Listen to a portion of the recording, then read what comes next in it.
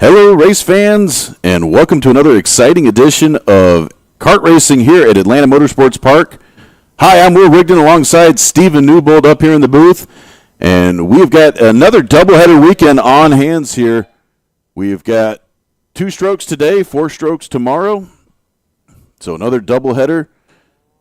And Steve, been a pretty busy month since we were last up here together in the booth. How's it going? Oh, man, it's going. Looks like we're getting a little bit of liquid sunshine out on the racing surface right now. So, matter of time before. Yep, there we go. There's a great shot. Lots of liquid sunshine coming down here at Atlanta Motorsports Park. That's going to change a lot today, especially with everything raining the way it is. And it looks like we are actually getting some cameras bagged up as we speak. So you see the fat rain droplets, almost as big as me and you, Will. Yes. Well, hopefully that camera is safe out there. We just put it up. And we'll know in just a second. But right now we've got our Kid Kart final underway right now. We've got 2 drivers on track, Lucas Membrillo and Holden Gargis. And it looks like... Is it pronounced Gargis or Gargis? Gargis, maybe? I don't know. I'll let you... remember. I don't remember. If we get it wrong, please come up here in the booth. Let us know. Come up here and let us know.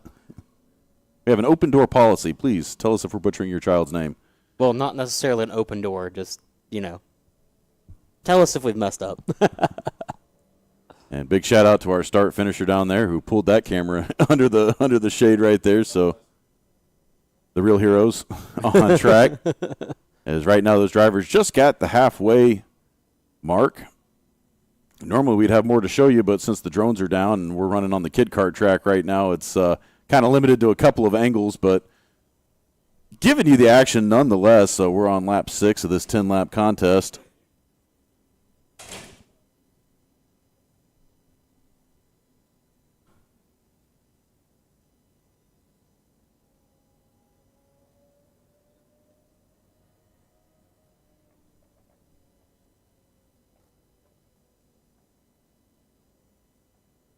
So 6 laps in here. Lucas has so far got the best time of the race, 25.506. That's kind of moving for a Kid Kart, wouldn't you say? Yeah, that's going pretty quick. And these are the 2 strokes, so these are slightly faster. These might be. I don't know. Normally it's the Comers and the LOs. So looks like yellow flag being waved there. Have to look at the. So they're pulling off track. I think they're pulling them off track, possibly. Surface conditions have definitely changed. You can see how it's starting to get really wet. Dark really fast. This is going to shake things up for the guys out on track because they qualified on slicks, and I'm assuming they're going to give them 10 minutes here to switch over to rain tires.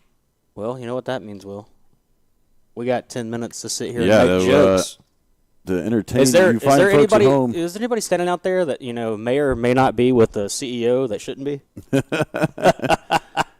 I thought we said Coldplay jokes were not on the table for today. Everything's on the table for today. That's the Will and Steve mantra right there.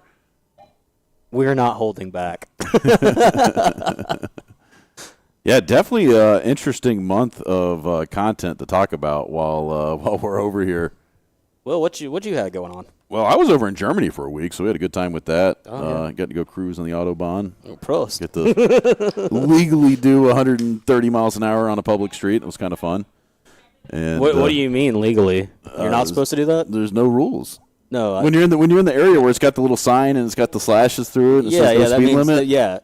That's not how you're supposed to drive public roads in general. Usually, you're supposed to stay at or under the posted speed limit, Steve. I can't read. You're also colorblind too, so.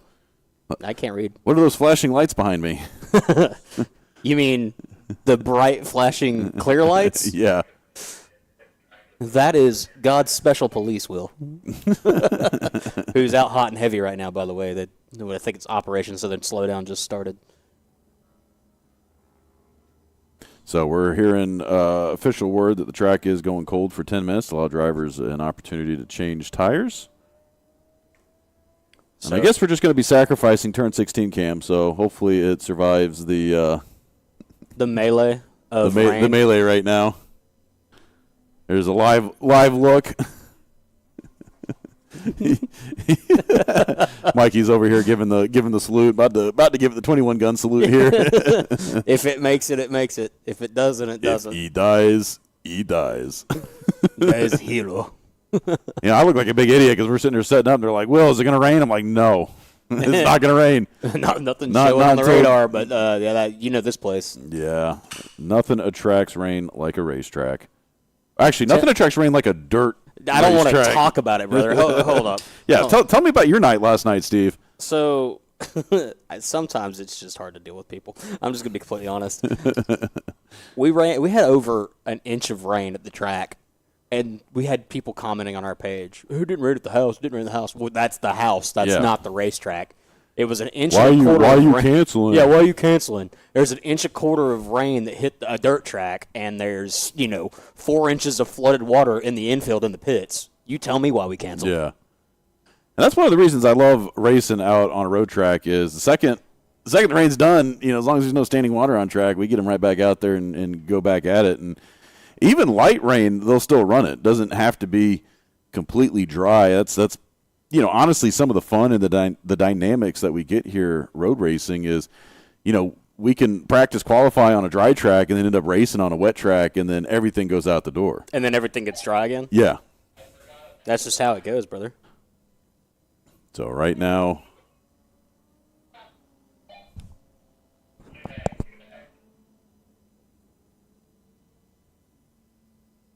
you can see that the wind is definitely starting to pick up a little bit more here. I feel like we're John Matthews right now. This would be the perfect time for John to be here. We miss John. Yeah, we do. John moved down to Florida.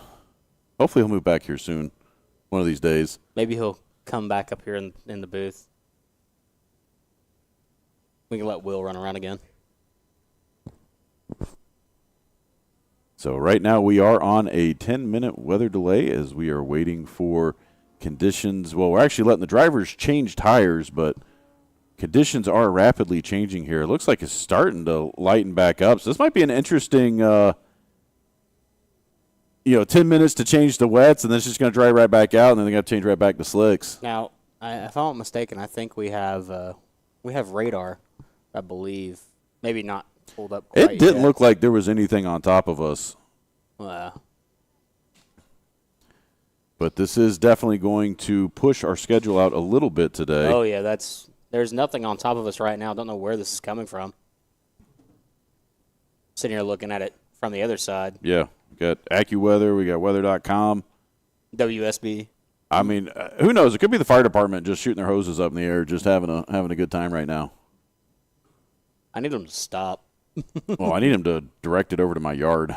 Was your yard having an issue this year? No, we've just had a little bit of a dry spell after a long wet spell, and What are you talking about? plants are like, where did all the water go? It's like 10, I think in total at my house for like last month was about 11 and a quarter Yeah, inches. no, we had a really wet May and June. It was ridiculous. And then this heat wave hit here at the end of June, beginning of July. It's just been hammering everything. It was beautiful. Like, intro to summer was, I don't know, nice, comfortable 70, 75. And now it's the Satan's armpit of heat. It's just not fun.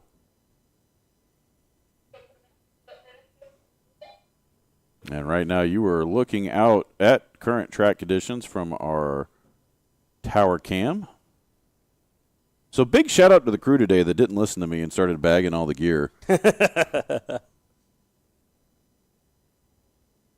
They've learned not to listen to anything I tell them. No. So what kind of racing has been going on besides here at Atlanta Motorsports Park past? Well, we had the Atlanta Motor Speedway race. Yeah, you went Big shout out, Chase Elliott, hometown hero, got himself broke his 44 race losing streak. something Slump. Mickey Mouse Championship. I mean, that's just me. It didn't go quite as long as Dale Jr. did during his dry spell. He still didn't win a championship. If it wasn't for okay, now we're getting into conspiracy hour. But if it wasn't for the change in point structure, I'm pretty sure Chase Elliott would have at least 2 more championships. I'm pretty sure if they didn't change the point system every year, Jimmy Johnson would have 10. Yeah, Hands down. well, I think Jimmy hit 7, and out of respect for Dale, said that's the magic number. I don't want to be above. I don't want to be below. I want to be right Correction. next to Dale and Richard. Hold up. Correction. The man has 6. Carl Edwards was robbed in 2016, and you cannot tell me otherwise. Yes. And also, and close your ears if you're an old school NASCAR fan here, but Richard Petty shouldn't be up there. No, not at all. He's got 3. The majority of his wins came when the sport was still just dirt poor, and he was Broski had factory support from Dodge. It's like showing up, with the best gear, the most support, and everybody else is just, dads and sons, out there racing, and it was literally Redneck Central. And everybody's showing up with, single axle trailers, and he shows up with a team of 3 trucks, 3 big rigs, and 2 backup cars, and a brand new engine every race. So I'm not saying he wasn't good, but had he raced in his the respected current era, in his respected era, yes. If he had raced at the same time that Dale Sr. raced, same time Jimmy Johnson raced, he would not be sitting pretty with 7 championships. Don't get me started if Davey or Allen was still alive. Dale wouldn't have had 7 either. If Ricky Hendrick would have lived, I don't think Gordon would have had as many either. Same with Jimmy. Hey, look. And it looks like we got some cars back on track, so I believe they went ahead and just called that kid kart race. I don't have the final results in front of me. So shout out to the winners of that race. Looks like it's tag rookie. Maybe tag cadet out there. I see 1 tag cadet. So in this pre-final here, also we're going to have the 156 of Luke Rower. We're going to run tag cadet today. 33 of Luca Valdez running tag rookie. Nazar Martinenko in the 55 running tag rookie. Wyatt Rower in the 77 also in tag rookie. And Ryan Dahoney in the 115 running tag rookie. So only 1 cadet in this field of rookies. So 5 drivers here for this pre-final. Well, these are 10 laps, correct? Yes. Okay, 10 laps here. That's a long time. And you can see all the mechanics pushing the cars, because that was another big rule change that we had during the offseason is no more driving in the paddock. So all carts have to be pushed to the staging area on stands before we start races. And that's standard. Anyone that's been around here for the last few seasons knows how just chaotic the paddock was getting with some of the growth and the change that we were having here at Atlanta Motorsports Park. And, once we started getting to 160-plus carts on race days, it became chaos. Yeah, it was controlled chaos, but chaos nonetheless. And so some of these changes were needed for the better. And I know some of the guys were complaining about having to push their carts all the time, but it's really helped cut down on the traffic in the paddock, made this a lot safer, and honestly, I'm all for it. I don't think we ended up with the green there. I still saw a standing yellow back at the flag stand, but I see them on track, so they're at least doing a warm-up lap or something. I don't know if they got I didn't see a green flag, so I don't. Well, I think our camera operator's getting back in position right now. That could have been what it was.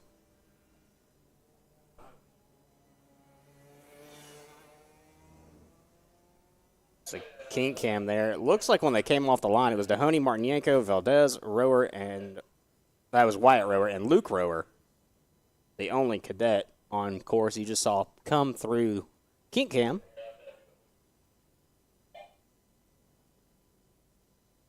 And there we go. As a leaders coming around, that's Dahoney, Martinenko, Valdez, Rower, Wyatt Rower, and Luke Rower there, rounding out your top 5. So first lap again, that's Dahoney, Martinenko, Valdez, Wyatt Rower, and Luke Rower.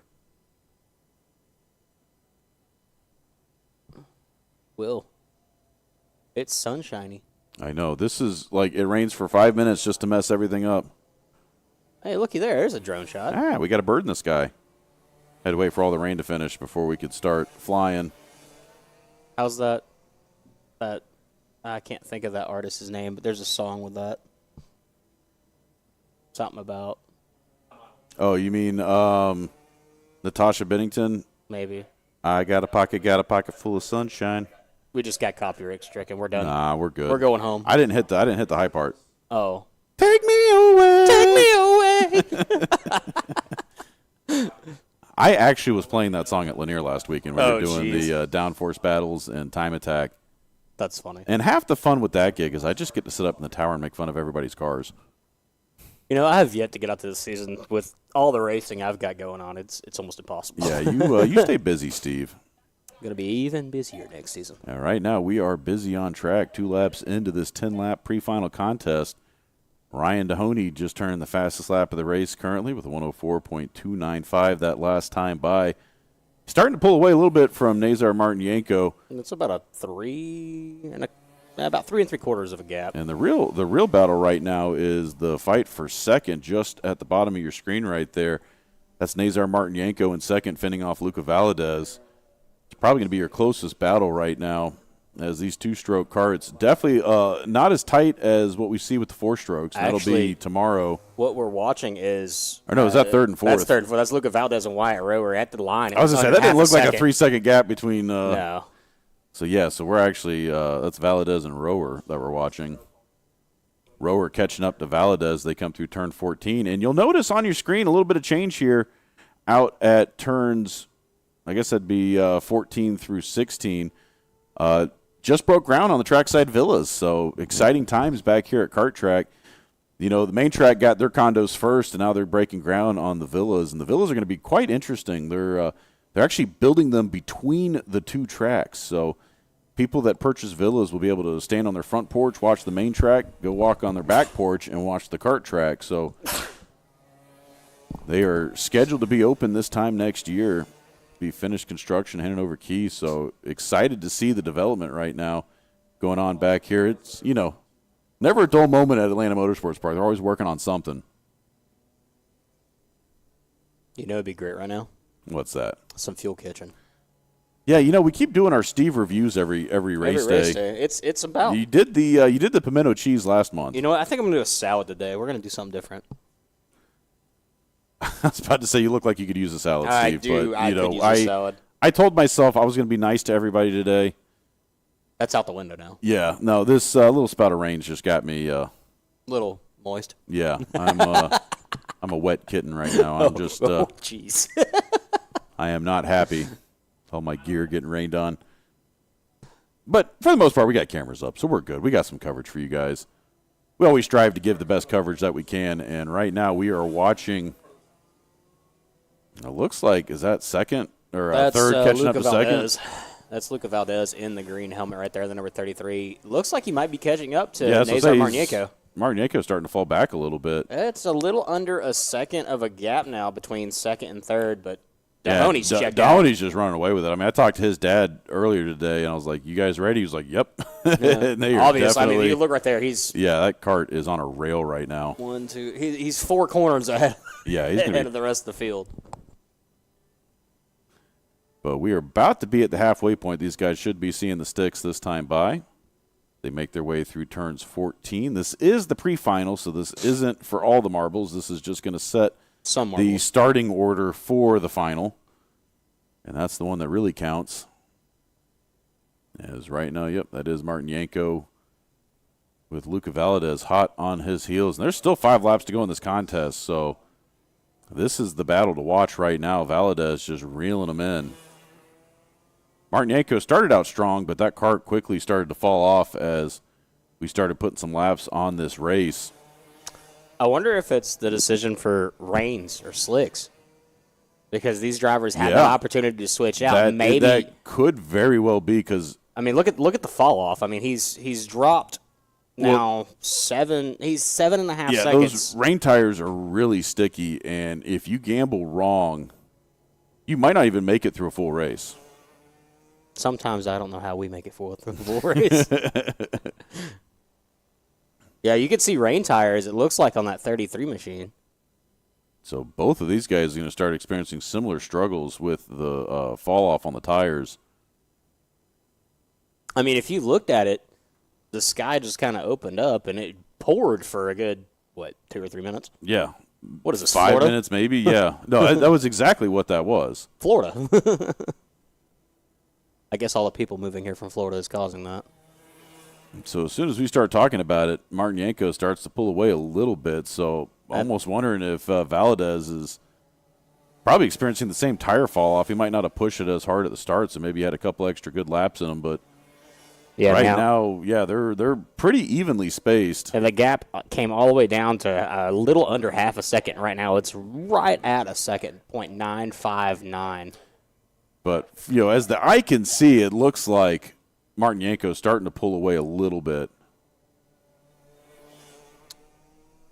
When Dahoney crossed the line, it was 8.203 second gap. Well, you can see that new barrier fence we have on that sidewall. That whole earth wall is about to get transformed here over the next 12 months. Did you say wall?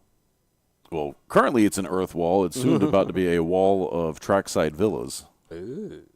So they got 46 units going in. It's going to hold round up, that entire edge of the track all the way down to the 40, inside. is that top and bottom, or is that combined? I believe they are duplex units. Okay, so side by side, they're not one on top of the other. But still, that's a lot. No, it's literally going to go from turn 16 all the way down to pretty much turn 9 on kart track. Equivalent turns 3 through turns 5 on the big track.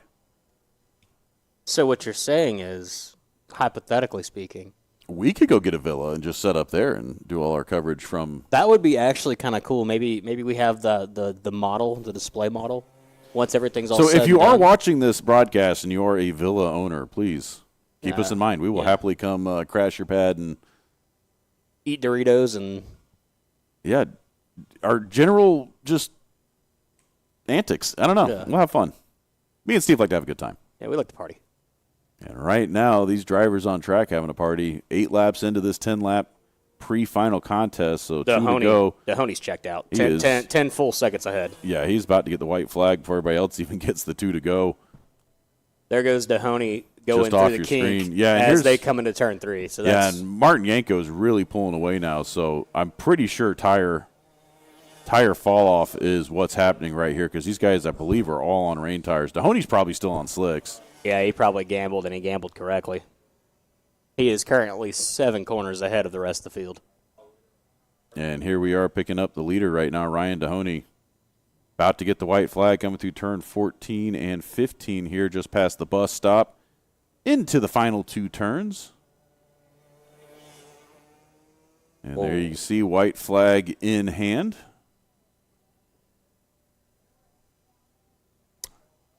Through corner 1 flawlessly. Let's And see look how- at that. He turned the fastest lap that time. 9 laps in. 103.731, so he is not letting up. I don't think he's got a radio in his headset because nobody told him, hey, You're good. You're good. you're half a track ahead. Just, Where's drive it my- home. Where's my dirt track stick, guys? Yeah. it's like that, man. Just drive it home. I mean, hell, he could probably get out of Park that it. cart and push it. He could park Still would make it across the line in time. Although I don't know if we necessarily want to see a Talladega Nights ending. with a foot race. He's coming through 14 as they're just now entering 6. He's now 8 corners ahead. I mean, just complete dominance from Dahoney here Yeah, in this pre-final. he could coast it from here on out. He can turn it off. As he comes to the final corner, checkered flag in the air. Dominating fashion, Ryan Dahoney. Dahoney will take the pre-final. That'll set him up for the pole for the final 12-lap feature. Now, it's going to be interesting to see what happens here in the final because the radar, granted the radar was showing that it wasn't supposed to rain 10 minutes ago, and it did, but assuming the radar is correct, the final race should still be on a dry track. So it's definitely going to be interesting to see what happens once all these drivers are on equal tires. I mean, it was almost instantaneously. I mean, look at the track now. The Yeah, racing it's surface has back to changed dry. back from being soaking wet to dry.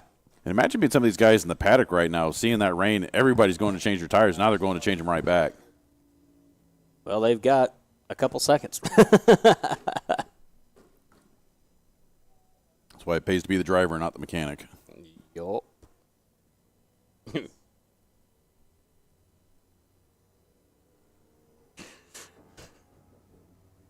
And you get a copy of the schedule there, Steve? I do. Hold on just 1 second.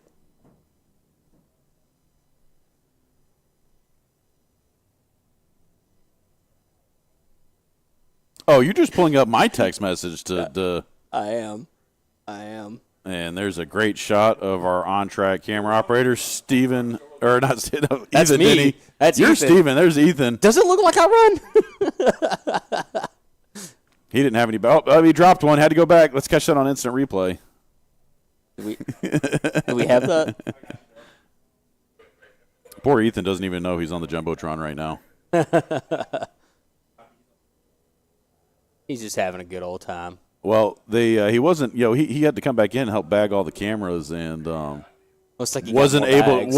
wasn't able to make it back out to his station before running that race. But there he goes. He is almost on station. He had to put his camera inside the corner stand there, so that's why we didn't have that shot at the bottom of turn 2 during the last race. So coming up next is the Tag Senior Tag Master Division. And it looks like turn 16 Cam's still being a champion right now. Hanging on for dear life out there. Hopefully dry out before the next storm. Yeah, I think I can hear turn 16 Cam. He's just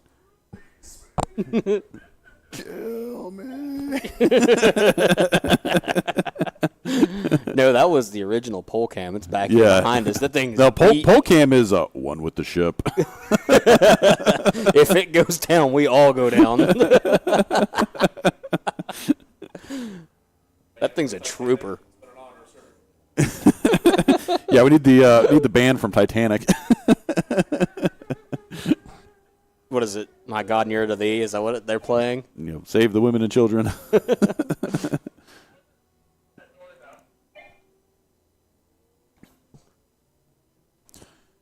And I believe we've got some. Is it KA's up next? You got that schedule in your hand. Who do we got coming up next? Should be tag cadet, tag rookie was what we just saw. Yeah. Tag senior, tag master. So we got senior master coming up next.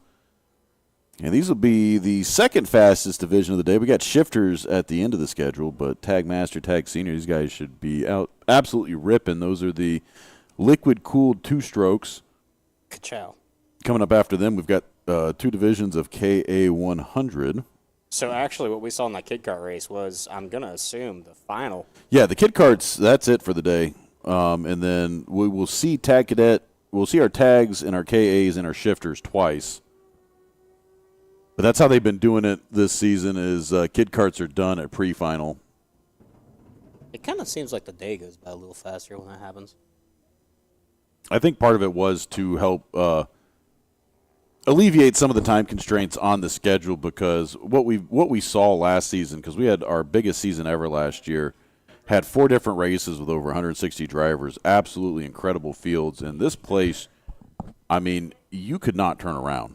There were so many. It was absolutely slammed wall to wall, and we recently expanded the paddock out in the back, so there's definitely some more space there now. They paved one of the grass paddocks up front, so they're doing everything they can to help expand the parking situation here. But it was so many drivers out here, and it was awesome to see. I mean, it literally felt like this place was alive, and splitting it off into 2 days like they have has definitely helped alleviate some of the congestion. It's definitely going to give more room to grow because now we can end up having 260 kart days in a row.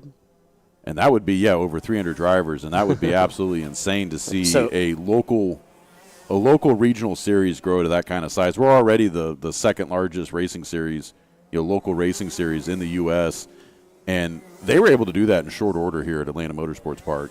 So I'm going to run through this order real fast. So 00, Jose Garcia. Number 7, Eugene Paneco. Number 9, Danny May. 31, Josie Davis. Number 4, Lucas Donahue. 42, Chris Butler. 96, Ian Drennan. Bashi Jimenez in the number 5. Oz Cheek the 4th in the 88. 120, Leonardo Prates. The 199 of Caden Butler. And the 335 of Junior Blevins. Now, past couple race days, it's been the Prates show. Yeah, and they are going to be the drivers to beat. But we've also got some names up here. Jose Garcia, Danny May. Don't count them out. Donahue is another one. Yeah, Eugene Paneco usually is the dominant force here in the Masters class. But we've got them mixed up with the seniors here today. So it's going to be fun to see some of these guys going toe-to-toe in the multi-class race as they get the green light from our new F1 starting light down there. So I believe those are the seniors up front, unless that doesn't look like Panenko, because we can usually tell him by that purple racing suit. Kart, was it Kart Freedom? Was that what it is? Freedom Kart? I don't remember. Yeah, Kart Freedom. I always get that messed up. Those purple tents you just saw on the top of your screen, and there's Panenko. So, yeah, they started the seniors first, masters second. So we will try and give both divisions equal and fair coverage here, but sometimes we end up just following the leader. And right now that is what we're doing. You're looking at your senior division on track. So that's Leonardo Paredes, Bashid Jimenez. And we'll need to make sure that is the official running order once they cross the stripe. Sometimes it doesn't get them proper until they get that first pass. But that's definitely Eugene Panenko there leading the Masters as they make their way through Turn 9. And, yes, that was Leonardo Paredes leading that division. That was Oz Cheek the fourth in second. So Bashir Jimenez is now in third. Caden Butler will round out your 4 drivers and tag senior. And right now we are following the Masters, so your leader in that division, Eugene Panenko, being followed by Jose Garcia, Ian Drennan, Chris Butler, Josie Davis, and Lucas Donahue. That's going to be your top 6 for Tag Master. And hard to say who's going to be the race to follow. Usually you kind of got to pick and choose the battles as they start happening on track, so both divisions right now being fairly orderly. They're kind of just spreading out, getting single file here. So we'll see if we can find a close battle to start following as a little bit of passing action here on the back straightaway. That looks like slide job gone wrong. Yeah, and that looked like Chris Butler and Josie Davis going at it. I believe that was Davis getting around Butler. We'll need to check that was as they pass the stripe. 2-for-1 mess up there. Slide job gone wrong. Late braking just locked it up and slid up the track. So is that Butler falling back to 10th? We'll have to see. I think that is what we are seeing. Let's see. They should be crossing the stripe right here. No. So that was Davis falling back a position. So I think that was Davis going for the pass and ended up losing a spot. So Danny May is actually not in this race. I'm just not noticing So this. maybe he had some troubles after qualifying because they loaded him into the race. It's a train. Choo-choo. Going down the backstretch. That was that 3-cart group of Donahue, Davis, and I was just noticing the position of our kink cam and was thinking of they put a logo over my face because our graphic covering up most of that shot. So, oopsie. But right now we are still following the Master Division. Right now, you're looking at the battle for. On the scoreboard, it says 8th, 9th, and 10th, but realistically that's 4th, 5th, and 6th because we are following a multi-class battle right now. Oz Cheek putting in the fastest time overall, 51.264. About a quarter of a second behind leader Leonardo Prates. That is in the senior division. And only about a oh, and look at this. Oz Cheek just made the pass. We got a new leader now. Pass. Here goes another pass here. Over under. And it didn't work. He got hit with the crossover. So that was Donahue and Davis again. Going back and forth. Yeah, we need to see if we can go find the seniors up front. Is that who we're following right now? That is who we've got on screen right now. You see Oz Cheek is now taking the pass for the lead. Leonardo Prates in second, Bashir Jimenez in third, and Caden Butler. And I'd expect Prates to start making a move here. We're used to seeing him run up front in the senior division, so big shout-out to Oz Cheek the fourth making the move there. We didn't cover it on camera, but big pass out of him. But right now he is fending off Leonardo. This is your overall leaders 1-2 in this race right now, following the tag senior division. So actually, Jimenez that time, fastest time, 51.040. And that is the third place driver. You see closing in on the two battling up front. So that's Oz Cheek, Prates, and Jimenez you see on your screen right now. Looks like Prates might be pushing it a little bit more than he was last lap. He is closing ever so slightly, especially when you get into the heavy braking zones like right here entering the S's. And that is a turn we see a lot of action heating up. especially you'll see the guy give him a bump coming down the back straightaway and kind of get in his head, make him think he's got to send it deep, and then usually he'll run it real wide, and the guy behind him will just dip to the inside. Here comes a move to the inside for Prates. Doesn't seem to work for him. He is still on the outside. See if he falls in line going across the line. Across the line, Ozcheek, Leonardo Prates, and Jimenez. That is still the overall top three going back into the field, into the Masters. It looks like it is still Pinenko, Drennan, and Garcia. And Prates had no option but to get back in line there coming down the front straightaway. You don't want to go too wide into turn one. It can really mess you up being on that inside line because you have to bleed out so much speed going through the turn like that it's almost better to just duck in line and go single file. Oh, boy, back there with Jose Garcia and Ian Drennan. When they crossed the line, it was under half a second. And looky who just happened to walk into the booth. We've got our special guest commentator, Mr. Al Edwards himself. Or Jacques Vaughan. Mr. Jacques Vaughan himself. What's up, Al? Oh, man, it's been a day. This crazy weather, huh? Yeah. We weren't expecting it to be overcast like this, so that people are really going to be chasing their setups. And it looks like I see a Ozcheek there up front. Yeah, he made the pass about 3 laps in, so he's been running strong right now. We are on lap 7, 10-lap contest here, pre-finals. Should get the sticks next time by as Ozcheek. Oh, boy. Or Leonardo Prates, looking to the inside there. He's been bobbing and weaving past couple of laps trying to figure out exactly where he can get around Oz, and Oz is running not necessarily a defensive line, but a very good offensive line. Oz just looks relaxed right now. He is chilling, probably got a TV dinner up there. Yeah. He is hungry man. Yeah. And they do get the sticks, so 2 to go. Yeah, but don't count out Bashi Jimenez here. He past you couple see him, laps. yeah, doing And they're all still 3 pretty tight right now. They are pretty tight. Bashi is definitely 5 car lengths behind, but you can see under heavy braking he makes up some of it, and so he might be able to get some done here right at the end of the back stretch, and we shall see.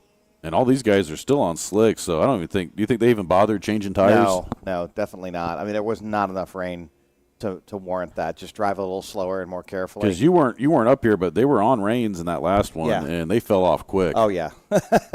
Good way to chew set of reins completely off the wheels is to run when it's semi-dry, and I've made that mistake before once. Yeah, Dahoney had about a 20-second lead by the end of that one. He just ran off with it, and I think he was the only one that didn't switch. There we go. White flag is out for, I almost said LO2. And look at that, Bashir Jimenez running the fastest lap of the race that last time that's by. usually when you're up here is the yellow races, so it's a little different having you up here. Yeah, for 2-stroke. Usually you're busy wrenching away down there in your 30 kart team. Yeah, and I will be again. It's just it's been a little crazy getting to this point. We had some real weather come through here yesterday afternoon, some serious wind. We were tying trucks to tents and doing a lot like what we did in Daytona.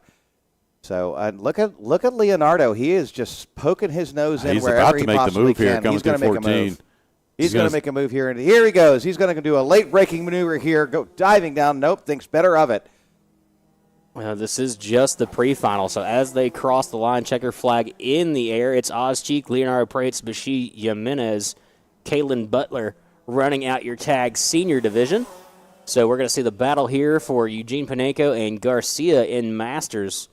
Let's see what happens. And last time by, they were about a 5-second gap, so that one might not be the contest. Only about a second between Ian Drennan and Jose Garcia. Now we're seeing, there we go. Now we're seeing Eugene Pinenko come to the finish line, going to take the checkered flag in the Tag Master Division. Second and third getting a little close there, but looks like Jose Garcia is going to get himself a second-place finish here in the pre-final. Ian Drennan right behind him. So it's going to be Chris Butler, Lucas Donahue, and Josie Davis. Yes, rounding out your top 5 for Tag Master. 2 drivers that did not show was the number 9 of Danny May and the 335 of Junior Blevins.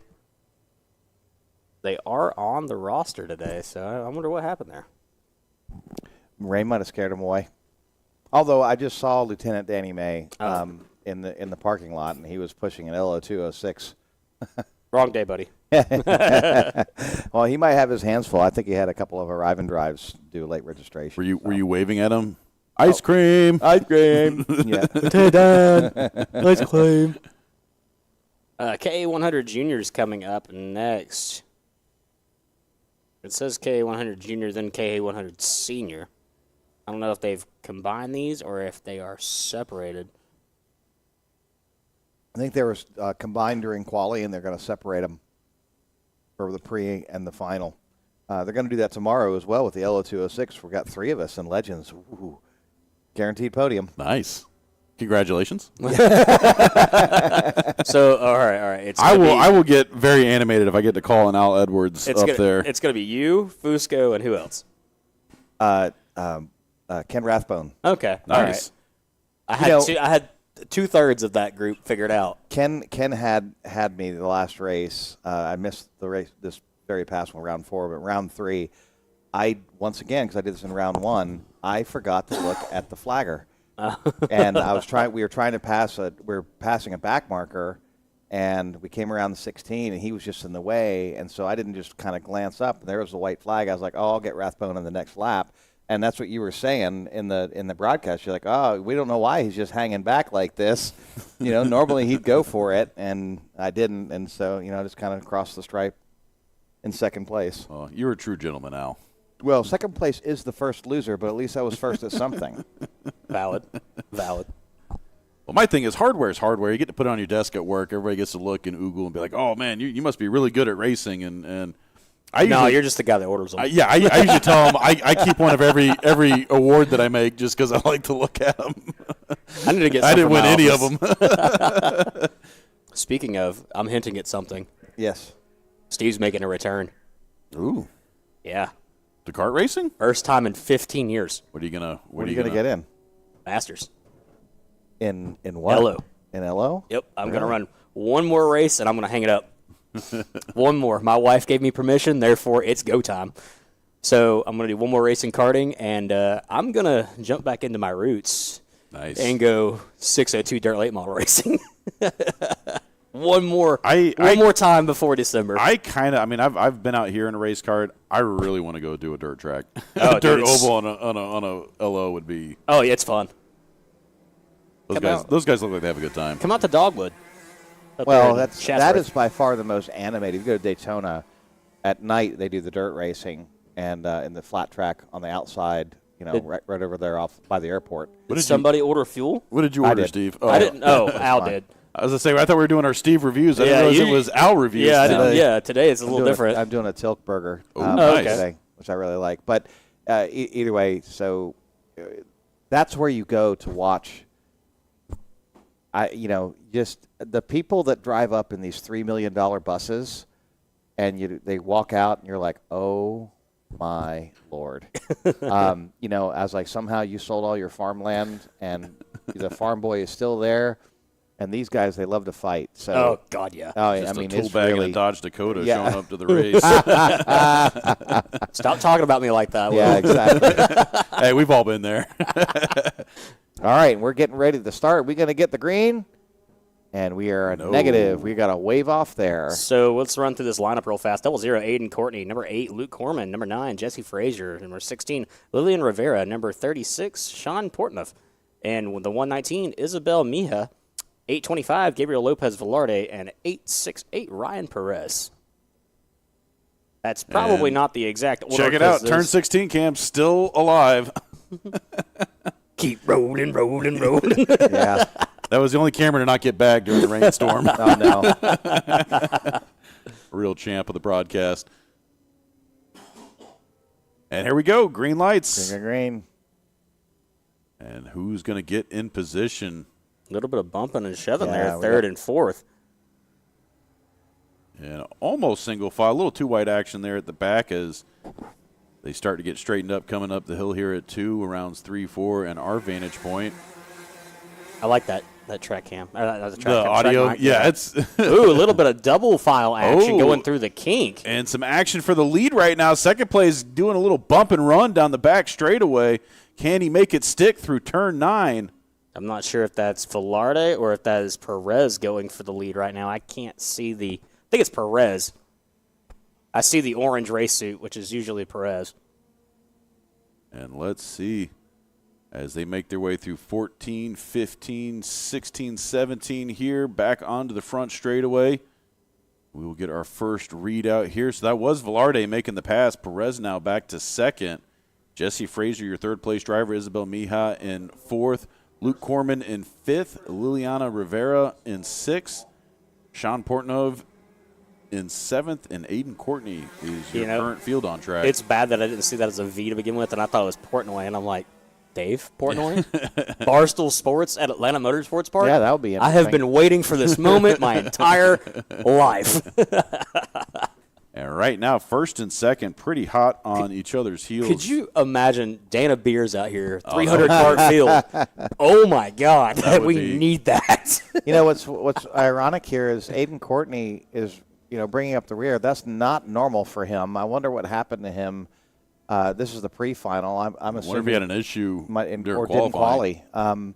It is not normal for Aiden to be at the back of the pack, and if he's going to do anything, he's going to make quick work of getting up as far as he possibly can there. He's falling way back there. Yeah, there might be something wrong there, but again, that's not like him at all. Look at his times right now, 55.851 he's compared 2 to seconds off the pace. Velarde's 53. Yeah. Oh, well, almost 4 seconds off the pace. And our leaders are already starting to pull away. You can see them on each other's bumper Yeah, right he's now. got an issue. Yeah. You can see him He's messing with something. He's reaching for the needles right now. Oh, and here goes Perez around the outside. Yep.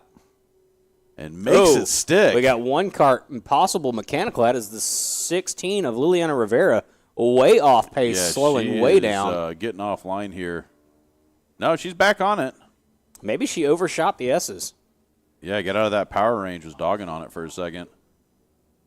That is the thing with two-stroke. If a lot like LO, if you get off the line too much and your RPMs get below the sweet spot, it takes a long time for a two-stroke to recover, and it's really frustrating. Whereas LO206s, even though you lose momentum, they still have that grunt down on the low end. Where two-strokes have absolutely nothing. Life starts after 8,000 RPM in a two-stroke. Right. And I was mistaken. That was actually Velarde getting the position back that last time. So there was a pass that happened that we didn't see. So Velarde and Perez still 1-2 right now. That's what you're looking at on your screen as they crest up over the hill. That big blind sweeper, turn 14, probably my favorite turn on this track. I mean, I love turn 2, but turn 2 is just so sketchy. You have the most fun when you're just flying over 16 and or 14 and the cart just goes inside all the way to outside. Yep. Little float you don't know action. if you're going to make it. You drift onto the runoff and then the cart gets planted again. To me, that's the biggest just like pucker factor moment out here. Just like going through the final turn on the big track. It's very similar turn where the cart just picks up and floats.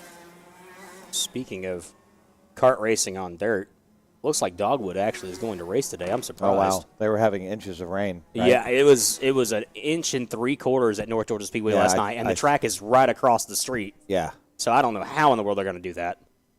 Pumps. Maybe they call Weaver Valley, see how they do it.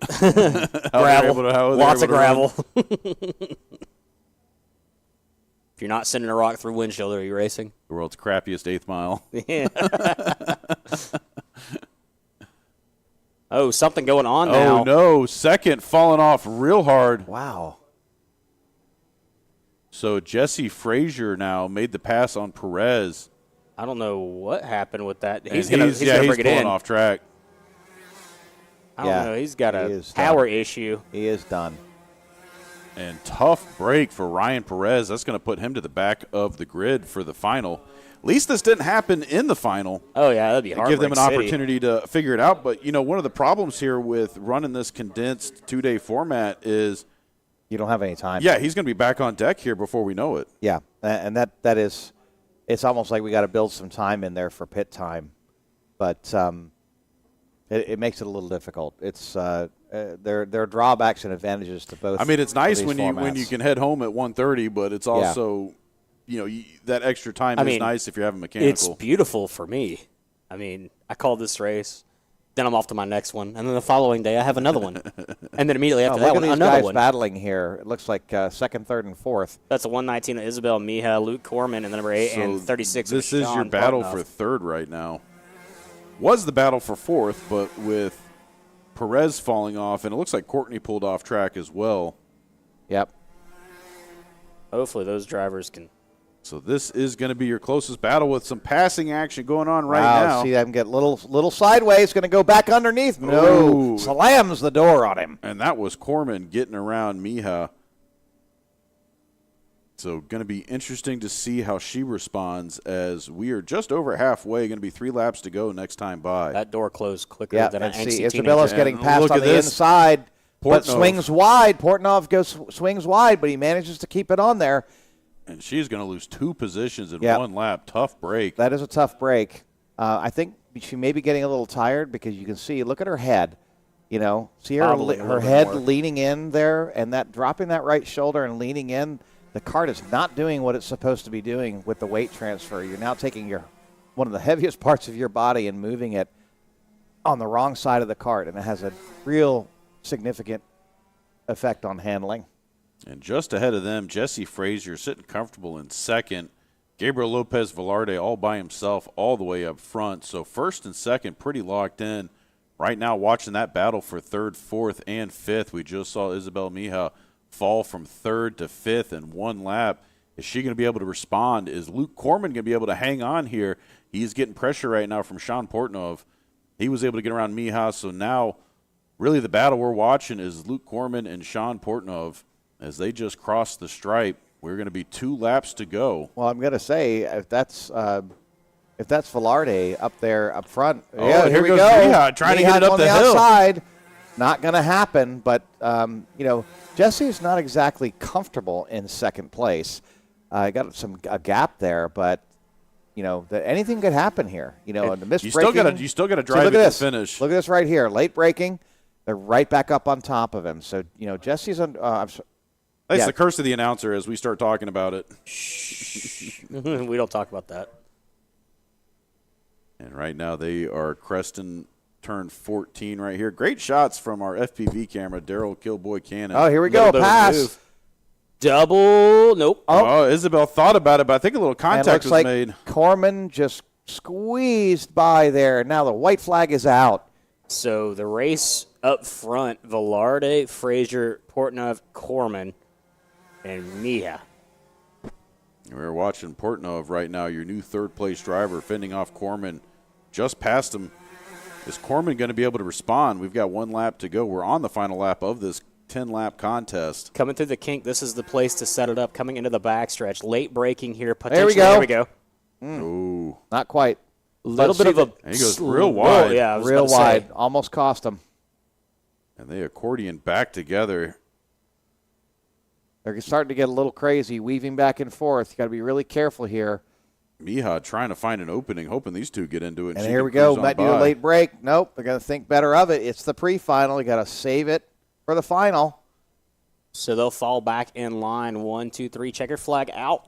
Gabriel Lopez Velarde, Jesse Fraser, Sean Portnov, Luke Corman, Isabel Mija, Lillian Rivera, Ryan Perez is going to round out that field along with Aiden Courtney. Pulling off track, both those drivers due to a mechanical issue early on. We just saw Rivera cross the line, so she will finish out the field that's still on track. Big shout out JP French in the comments. This commentary team is awesome at giving curses. We're better at cursing than cursing. Yeah. Something like that. JP's heard both of us. Never take us to a dirt track. I want to hear this Al reviews. He's now digging into this Oh, burger. okay, all right. This is the tailgate burger, right? So he's shaking his head. Smells good. It's almost lunchtime. Yeah, Steve did the pimento cheese one last time. I forget what the name was on the menu. I don't know. It was good. They need to get their version of like the Parma burger or like the what's the one down at Five Flags? Oh, the honey bun burger? Yeah, Oh, dear Ant God. needs their version of just the obnoxiously unhealthy Al, have you ever been burger. to Five Flag Speedway in Pensacola? I have. Have you ever had a honey bun burger? I have. What's your take? Here, it's an experience. Yes. It's an experience. I'll tell you, there was There was a burger at a brew pub in Alpharetta a long time ago. They went out of business, of course, as most brew pubs do. And they had something called the 50-50. Okay. The 50-50 was 50% ground bacon, 50% ground beef. Heart attack on a platter. That sounds like love. I'm already fat. I don't know if I can get much fatter. Well, what we need to do is have the Stephen Newbold burger. Add that to the menu. That needs to be So it's literally all of the greatest burger combinations combined. Calorie-packed meal that you can get here. Yeah. Call it the Steeb. It needs to be like a tray of tater tots covered in like cheese and bacon. Jalapenos. Gravy. Topped with some like ground beef and queso, Filet mignon on top of that. Some shrimp. Maybe dice up a honey bun. Might as well just add a little bit of smelly salts to that. Yeah. And I said probably come with a horchata or something. No, it comes with the margarita. And we got that radar. Top shelf. We got that radar, Mikey. I'm seeing some angry clouds in the back of this shot. What are we looking like right now? Angers.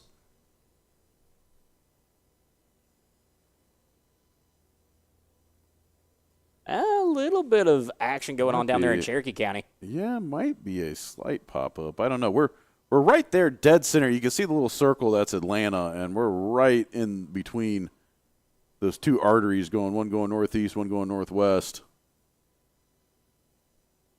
You know it's Dawson County because it's shaped like a boot. Like a little mini Italy. Is it shaped like a boot? Beep-a-da-boop-a-da. Spaghetti. Marinara. It does kind of look like a dog sitting down. Yeah, what's your take on Dawson? That's kind of like like a platform. Yeah. Like something you'd see at a club. Kind of like that.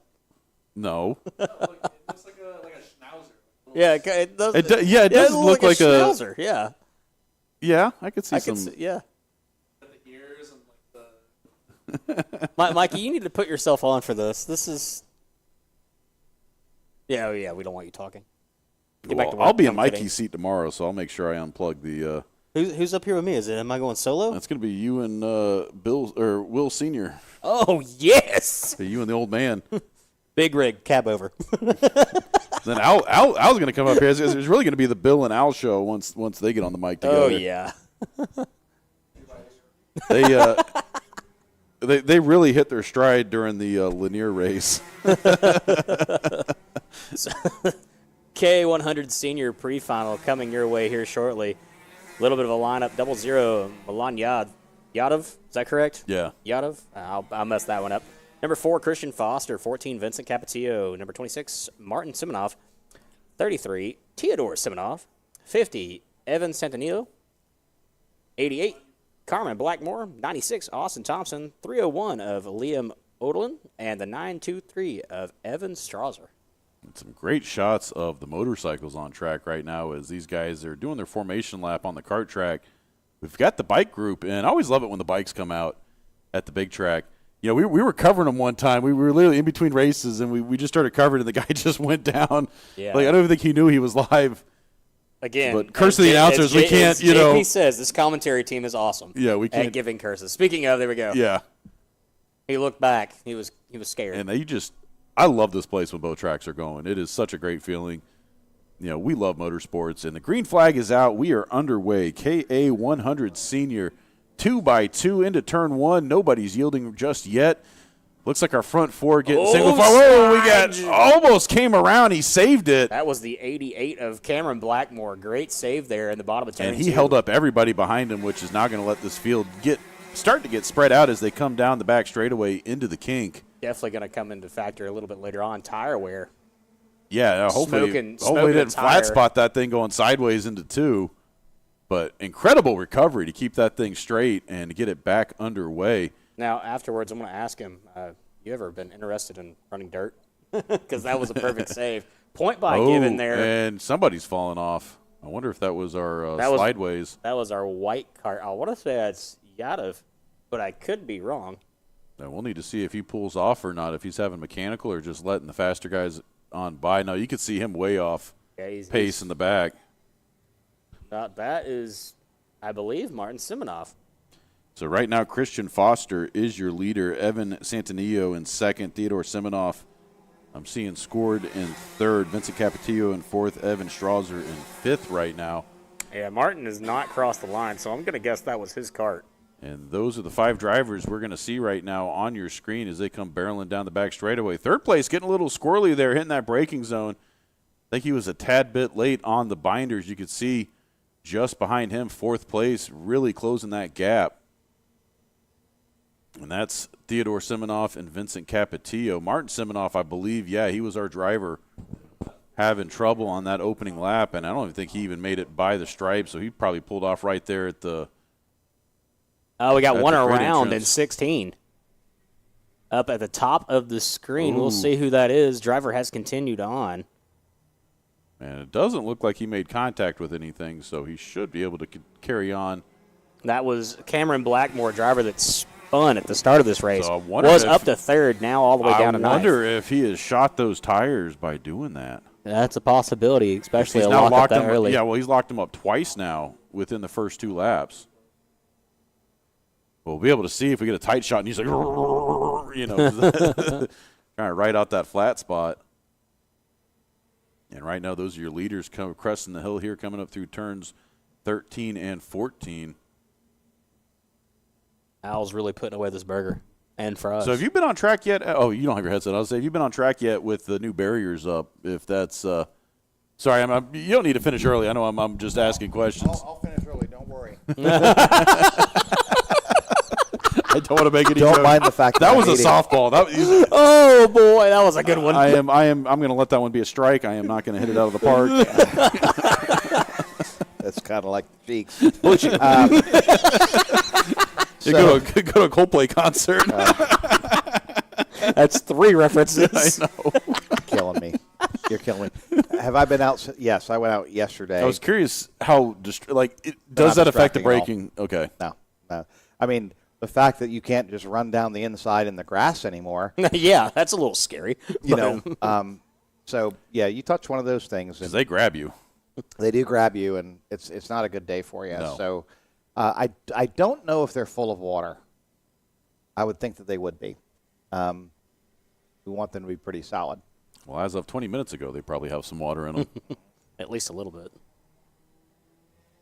I know the ones at Lanier were empty, and they were just absolutely grabbing people because the whole wall would just move and wrap around you. Yeah. That was not fun. And And it looks like we have a 2-cart battle right now for the lead with Christian Foster and Evan Santanillo. Christian Foster is a very good driver. We've really enjoyed seeing him develop over the past, 10 years that he's been coming up here. Yeah, he's He was been a up little every tight. season. We've been calling these, and And his know. dad, Craig, he's a charter member here. And, they still pull up in that on the pilot with that little trailer and those are my favorite kind of guys that show up like when they've got the back of the truck guys. Yeah. I saw a couple where it was just a van. They just pop open the door and they got the racks built in with the carts. Yep. Remember, who is it? Banu. He show up with his little Fiat and the little trailer. Yes. Those are my favorite kind of it was racers. like, well, what are you going to put on the track? The Fiat or Barth? Or are you going to put a cart on the track because they're basically the same size? Look at this. Christian Foster getting some serious pressure. He's gone purple. Fast lap of the race so far. Evan Santanillo is really putting the pressure on him, was actually touching him as they were in the braking zone there.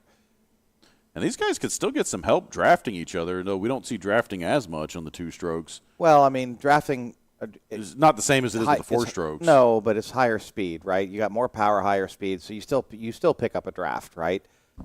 It's just if you lose the draft in a KA 100, it's not as critical. Punitive. Yeah, exactly. Punitive. That's a good word to say. You're not slingshotting like we see in the LOs. No. And, if you're drafting in a KA 100, you're actually having to feather the throttle quite a bit, the guy in the number 2 position. And hopefully he can get a slingshot maneuver right here going on to the inside with Christian Foster. It's Evan Santanillo. He is going to they're still side by side. Oh. And Christian Foster he takes hangs it on. back. takes it back. Man. He kept his foot in it and said, no, sir. He turned the pressure up, and it did not get to Foster. Foster hung in there and kept the position. Wow. Ice in his veins. Check that out. That was really great. He did not lose his cool. He did not overdrive the cart, and he maintained that outside line, which was the faster line in this case because the inside line had to break a little bit more so he could not overdrive the cart. Wow. And these guys are almost 4-second difference between first and second and third. So it is their race right now. We are on lap 8 of 10 laps. They just got the 2 to go. Now, just behind them in third place, Siminoff, he is getting challenged by Capetillo right now. Only 0.3 seconds between the two of them, but you could throw a blanket over these top two right now. Exactly. This is the closest battle on track. And expect things to really get spicy here. We're going to be 1 lap to go next time by, or 2 laps to go, I meant, next time by. So if you look at what Evan's doing, Evan is getting his bumper right up underneath in the braking zone going into turn 9. He's getting up underneath Christian Foster's bumper. And that's, hey, I'm here. Now, that's shall we say, a way of intimidation. But as well, it's, if you are not doing it right, you're trying to move somebody out of the way. Let's see how the NASCAR guys do it, right? They get underneath someone's bumper, they just give them a little tap, and they go run wide or run sideways, especially at Bristol. yeah, because it takes your concentration off. Totally does. Did you just say Split second. NASCAR? I did. Okay. Now you're speaking my language. Absolutely.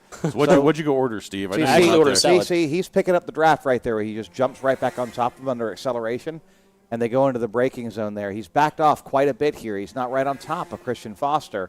So I don't know if he's losing a little bit or he's trying to set up for the pass. We're still now on lap 9. They're going to get the white flag as they come around here. If he's confident, I would wait and try it on the last lap. No, don't give him Absolutely. a chance to get back around. And if Christian's going to do, because he knows he's going to be there, he knows where he was getting touched. You can feel him. Now it's time to go defensive.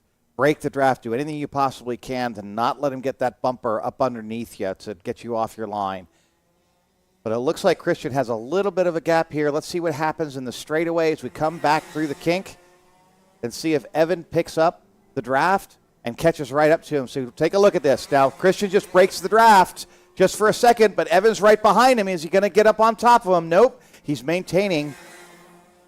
Really struggling here to stay with Christian Foster. See him get a little sideways as they go through the S's here. And he is back and forth right now, inside the outside. He's going to get the suck. He's going to get a run on him. If he had backed off just a little bit more, he could have kept his foot in the gas and gotten a run on him. But he is not going to have anything for Christian Foster. And Christian Foster takes first place in the pre-final for KA 100 Senior. And I think he's content to just wait and try it again in the final. Cause Right. these two are in a class of their own right now, so I don't think they're going to have to worry much. But we'll need to see here.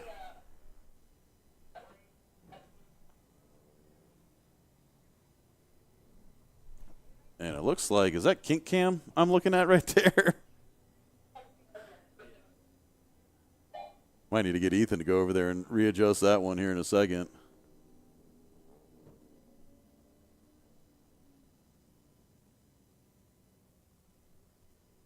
And that was exactly what I was explaining earlier, why I don't like to bag cameras, because the bags start to move and, and then they mess up, because you can kind of see on the preview window over there. Oops, yeah. Bagged and tagged. Good shot of the racer's tape holding that bag on. Mm-hmm. That's what Steve's vision's like without glasses. What? Not seeing correctly? Yeah, Actually, hit that chroma key. Get that thing black and white, because that's what Steve's vision is. What? I can't see anything. What do you mean that's an orange go-kart? Most men are partially or fully colorblind anyway. I, on the other hand, am not. I think I could see all colors, but I wouldn't know any different.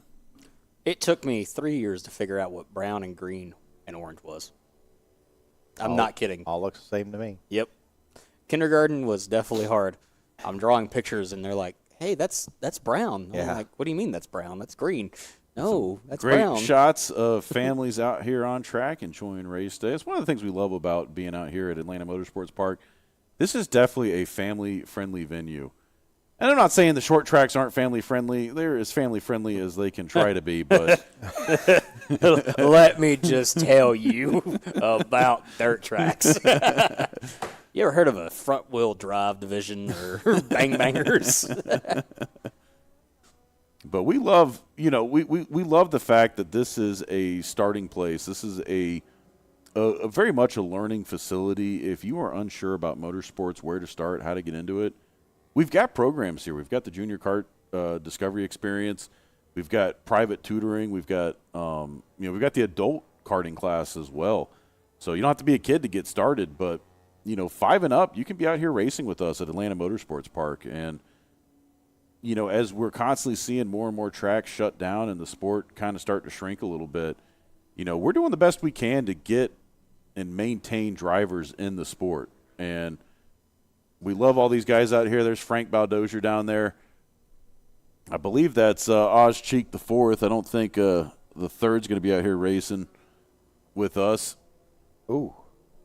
Yeah, what track was that, Steve? That is North Alabama Speedway. That's right over the line. Or you mean mean North that's Alabama Waterway? Yeah, That's to Scumbia. Lake Alabama Speedway. Yeah, Lake Alabama Speedway. They'll be doing That's those, in Tuscumbia. those swamp, not the swamp, the jet boat racing. That's what Yeah. they're going to do there. Heck, Weber Valley has called them. They're encroaching on their on their brand. But yeah, that doesn't look too hot. That's just over the state line. Well, we had 5 shifter carts in qualifying. 2 of them had to get recovered, and I only saw 3 of them at the line here, so this might only be a 3-cart grid coming up. Always love the shifter carts because they do that standing start. I wish they would do it Le Mans style, though. This is going to go north of us. So yeah, we're looking at radar now. It's going to go, the big chunk, the bad stuff is going to go north. Yeah, we might get a little bit here, the small cell that's coming through. Yeah, there's a cell but coming hopefully through. nothing like what we experienced yesterday wind-wise. We got almost no rain, and the winds were gusting to 60 miles an hour. Will, what are you doing tonight? Hopefully sleeping in my bed.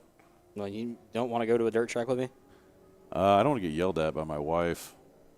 Unlike yours, who I don't know how she lets you put a kid in her with all the time you spend at racetracks, but Well, that's my new. you see, I did it before I became. That's my new victory lane correspondent.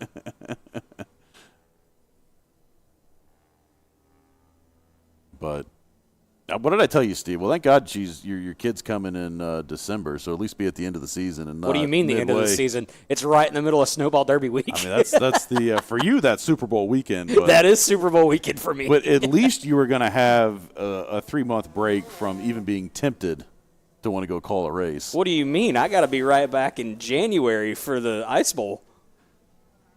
I'm just saying, Steve, be there. Be there? Yeah. I will publicly call you out on this broadcast. I will be there.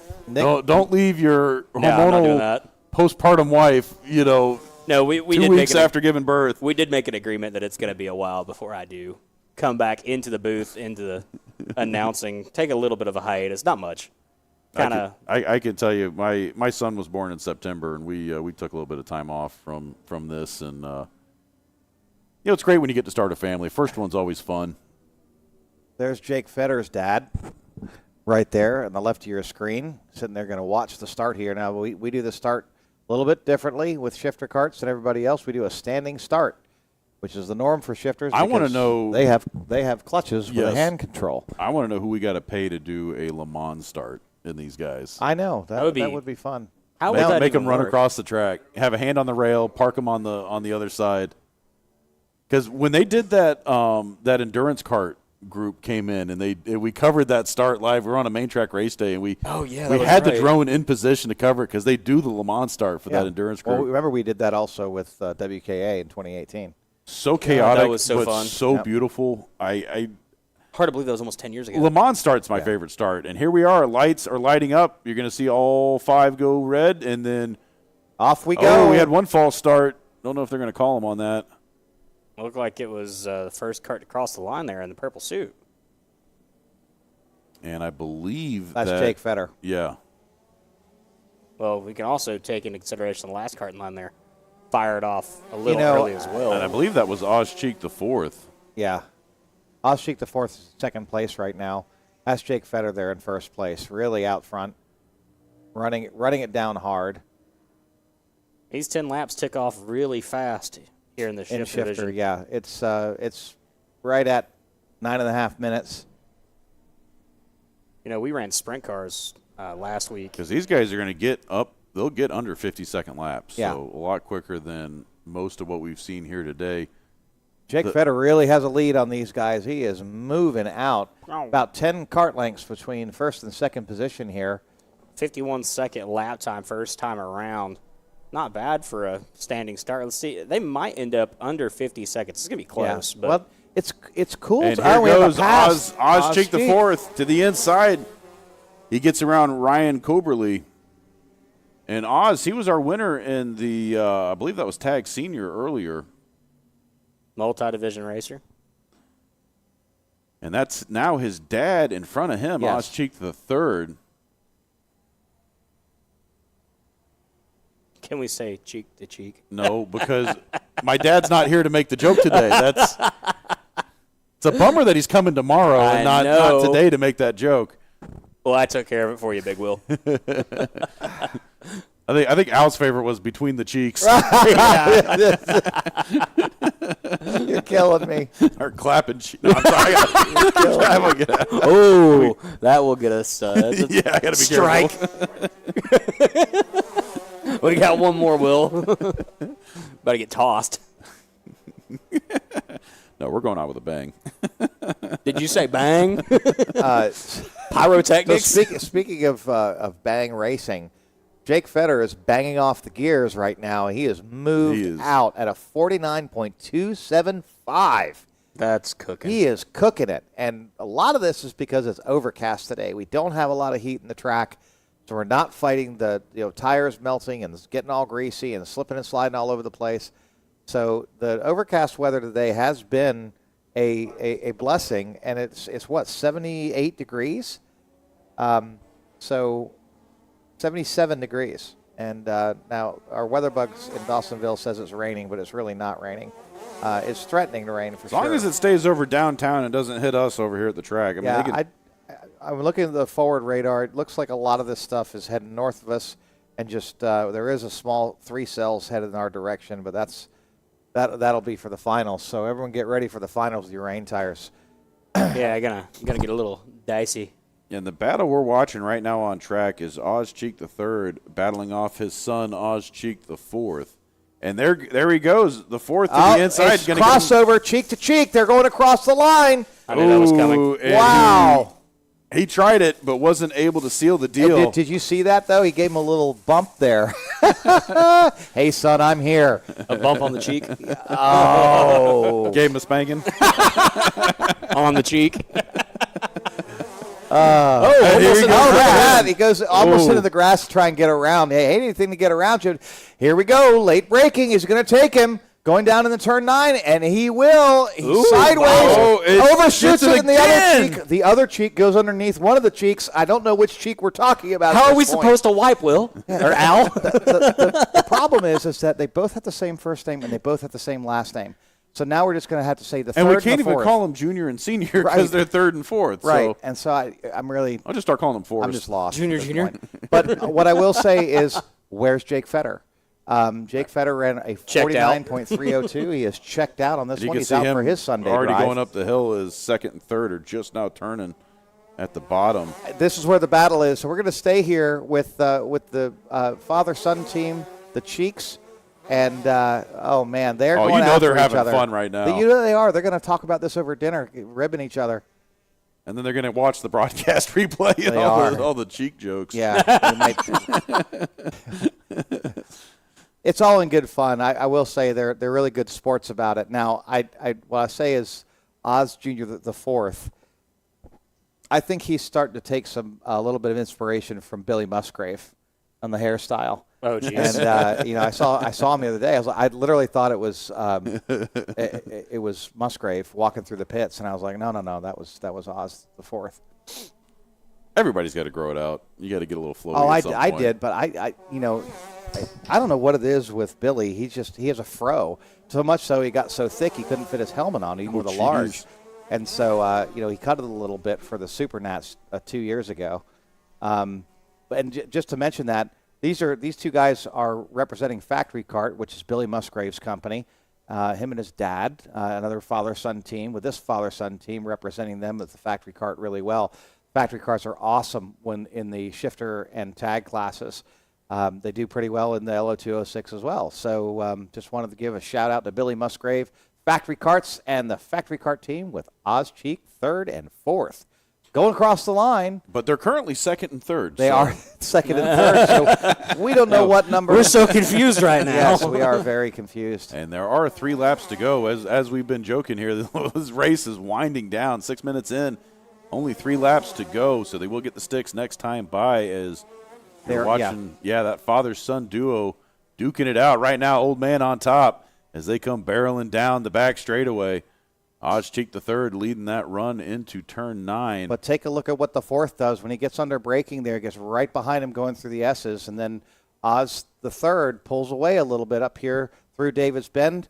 The 4th is right back up on top of him here going into turn 16. And let's see what they're going to do through turn 1 and 2. I think this is going to be a battle here, guys. We've already seen 2 attempts at a pass, and Ozcheek the third was able to hang on both times. But now with 2 laps to go, let's see if the 4th can try to get around the old man here as he looks to the inside real quick. Doesn't see anything happening. So they make their way past our and Oz the third, he runs a little bit wide there going through 4th. Got a little dicey. Thought he was going to did. the grass. And here comes the 4th maybe. Nope, he's going to think wiser of it. You see that tight line that the 4th is taking over the 3rd there. And that cost him a little bit on the exit. Taking over the 2nd and the 3rd. Yes. This is the stuff you don't think about when you name your child after yourself. It's how confusing it's going to be one day to the announcers. I actually would love to know the lineage there because, obviously there's lineage there and why that name keeps on carrying forward. So that would be an interesting story on a driver interview to do for sure. Well, Jake Fetter has taken the white flag. He is, again, about 6 seconds ahead of the rest of the field. Yeah, where's Jake Fetter? The new Willard, where's Waldo? Yeah, where's Waldo? Where's Jake? And let's take a look and see. Oh, here comes. Oh, and he makes the 4th pass. Going for the 3rd. He's going to hard braking. You see him. He does not run. Oh, and the 3rd comes back. They touch. Oh, my gosh. Father-son running themselves hard through this race. And they're only going to have one more chance to make the pass here. Ooh, that was scary. The 3rd time we've seen that move in. And here he goes. Is he going to overdrive it? Are we going to do an over-under? It's going to be a drag race to the finish. And they're going to be side by side. And it's he gets it. It's the 4th. Oh, man. Over the 3rd. For 2nd and 3rd. Okay, we went from Oz to Owsley to Oz4. What is going on with these names? I think they're trying to help us out subtly, but I'm so confused. well, let's talk about that finish. Oh, that was a photo finish. 4th time's the charm. And he didn't give him the opportunity. 0.077 seconds at the line. So 77 thousandths of a second. So that was close. A tenth of a pod, maybe. Yeah. Yeah. Maybe. The closest finish ever recorded here was, I want to say it was 0.02 of a second. The second was me and y'all were Nick 003, Laferdo. right? We were 4 thousandths. Nick Laferdo and I, and it was close. And that was on the transponder, right? It was actually closer on the bumper. Are we going to see this on replay? I see Mikey over here. No, shaking his head. Wow, that was amazing. That was really amazing. I think that was the most fun shifter race we've ever watched. Probably. Because a lot of the time these guys get kind of spread out, and there's not much, battles back and forth and things like that. I think the last time we had an exciting shifter race out here was when we had the 27 cards. That was ridiculous. 3 seasons ago. Yeah. That we all went, oh, dear Lord, this is amazing. And I remember we broke the track record that day and then immediately broke it again the following season. Uh-oh, we might have a weight problem here. Oh, no. I know I do. You ain't got to tell me. Oh, man, he might get a DQ because of weight. Jump up and down. Go get some food from Fuel Kitchen. He's I He's guess light. It looks like I think he's light. Oh, that's frustrating. we'll know when they line up for the final. So what does that mean, Al? You just have to throw an extra brick of lead on there to make sure? Extra lead, extra fuel. You're trying to play the fuel game down to the ounce, right? You're trying to cross at weight, especially in the lower horsepower classes, like we have going out right now, and that would be our tag cadet. Which means we have worked our way into the finals. Into the finals. through the field, and now we are back around to the top. Now, before we start, Steve's food review. Yes. All right, turn 6. You got half a warm-up lap to tell us what you think about this. Turn 6 salad, really good. Balsamic vinaigrette, great. It's a lot of salad, believe it or not. That's a like lot of meat on there, Steve. You think you can handle all that? This thing's that's like 3 pounds of food. Yeah, dude. that's got some weight That's to it. a lot of roughage, Steve. I'm going to try to eat this entire salad at the time that this race is over, so I'm going to let you two take this one for a second. He's going to gobble it down like I did that burger. Burger was really good. And if you ever come up here to Atlanta Motorsports Park for either concession karting, public karting, practice, Or even private events. and private events, we have Fuel Kitchen here to feed and water you. Major improvement in the quality of food that we have had up here. You are not kidding. Yeah, no. And I brought my corporate group up here a couple months ago, and they had a fantastic time at the beginning of June. And we did the Italian buffet. Yeah. And here we go. Is it going to be a start? We have someone broke the tram line there. Let's see what happens. We might not have had a start there. And No, we've we got- got a start. They did not wave it off. And we have got 4 rookies on track and 1 cadet. So that's Luke Rower that came around in the back there. That is your tag rookie or your tag cadet. So Ryan Dahoney was your unofficial winner during the first race, but I see his green helmet all the way in the back. So I'm wondering if he had an issue with tech as well. Yeah, he might have. And that might be him in the front. I don't know. I'm could Well, be we'll see getting when as they come colorblind across as the stripe Steve. here. We don't have the graphics up, but let's see. We're I looking feel at like our laptop. Zoolander. I feel like Zoolander sometimes. Like, what is this? A racetrack for ants? You know, trying to call these guys. I know that's 55. That's Martin Yanko in Yeah. second. He's currently shown on our leaderboard as being in first, but it usually gets updated as they make their first pass. So we're gonna have to see our running There we order. go. Thank you. So it's Nazar Martinenko, Wyatt Rower, Luca Valdez, Luke Rower, the two brothers, and So then that- Ryan Dahoney. So that is, I believe that is Dahoney in the front. His transponder's not picking up right now. Oh, is it? Yeah, because you see, there's no. He didn't. Get Oh, a no, mark that on is. there. I recognize his helmet. Yes, that is. Yeah, that's the That's 115. Ryan Dahoney. Sure is. So Well- right now he is not being officially scored, but I'm sure they will manually plug those laps in. As thought there might be some passing action there. The 77 of Wyatt Rower trying to go to the inside of Now, Nazar Martinenko. I'm actually gonna make a comment here with Dahoney. The last time I was up here, that was the 2 races ago. I made a comment about Ryan Dahoney's driving style and his seating position and leaning his head. And you see these other drivers leaning their heads. Ryan has broken that habit. So kudos to him. He has really worked on this. Obviously, his dad told me they were going to work on that. And he is staying centered in that cart, letting the weight transfer happen. Look at his head and then look at the heads of these others. Okay, you see that there, I believe that's Wyatt leaning his head way in. That's a natural tendency to do that. It's kind of unnatural to try and keep your head centered or kind of let your weight shift. So congratulations to Ryan for breaking that habit. That's really, really and you great. can definitely tell the seasoned guys because they look like they're lounged out. And in we the got a lazies. pass here. Wyatt Rower is going down for second position, and he makes that pass going into turn 9, right under braking. That was a great one for Wyatt. So he's able to get around Martin Yanko, puts him back into third, although Dahoney really running away with this. Same thing we saw during the pre-final race.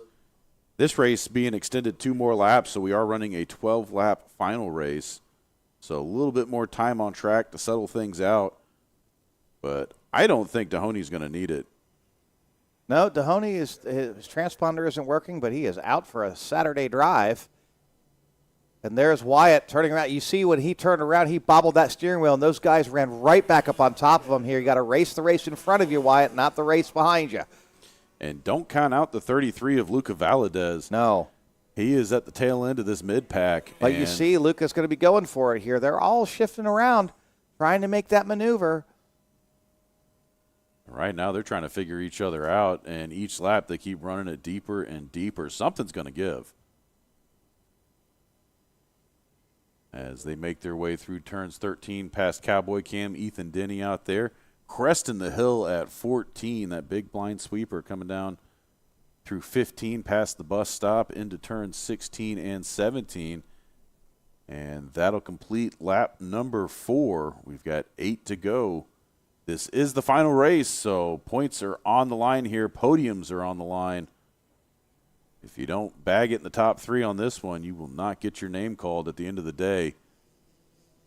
And these guys love to get up there on the podium and do the champagne spray. Yeah, they do. They try to hit their parents. Yeah, no, usually they try and hit the parents, and then they'll turn and dump it on the guy next to them. Yeah, he's dumping on each other. But Ryan Dahoney out there for a Saturday drive and really just out in his own. He's pushing it. He's running. Well, he actually ran. Well, no, it's not scoring. But I would estimate that he is almost a half second faster than the rest of the field. He's running in the 59s. Everybody else is running in the 1 minute flat. Yeah, no, he's in a class of his own right now. He is.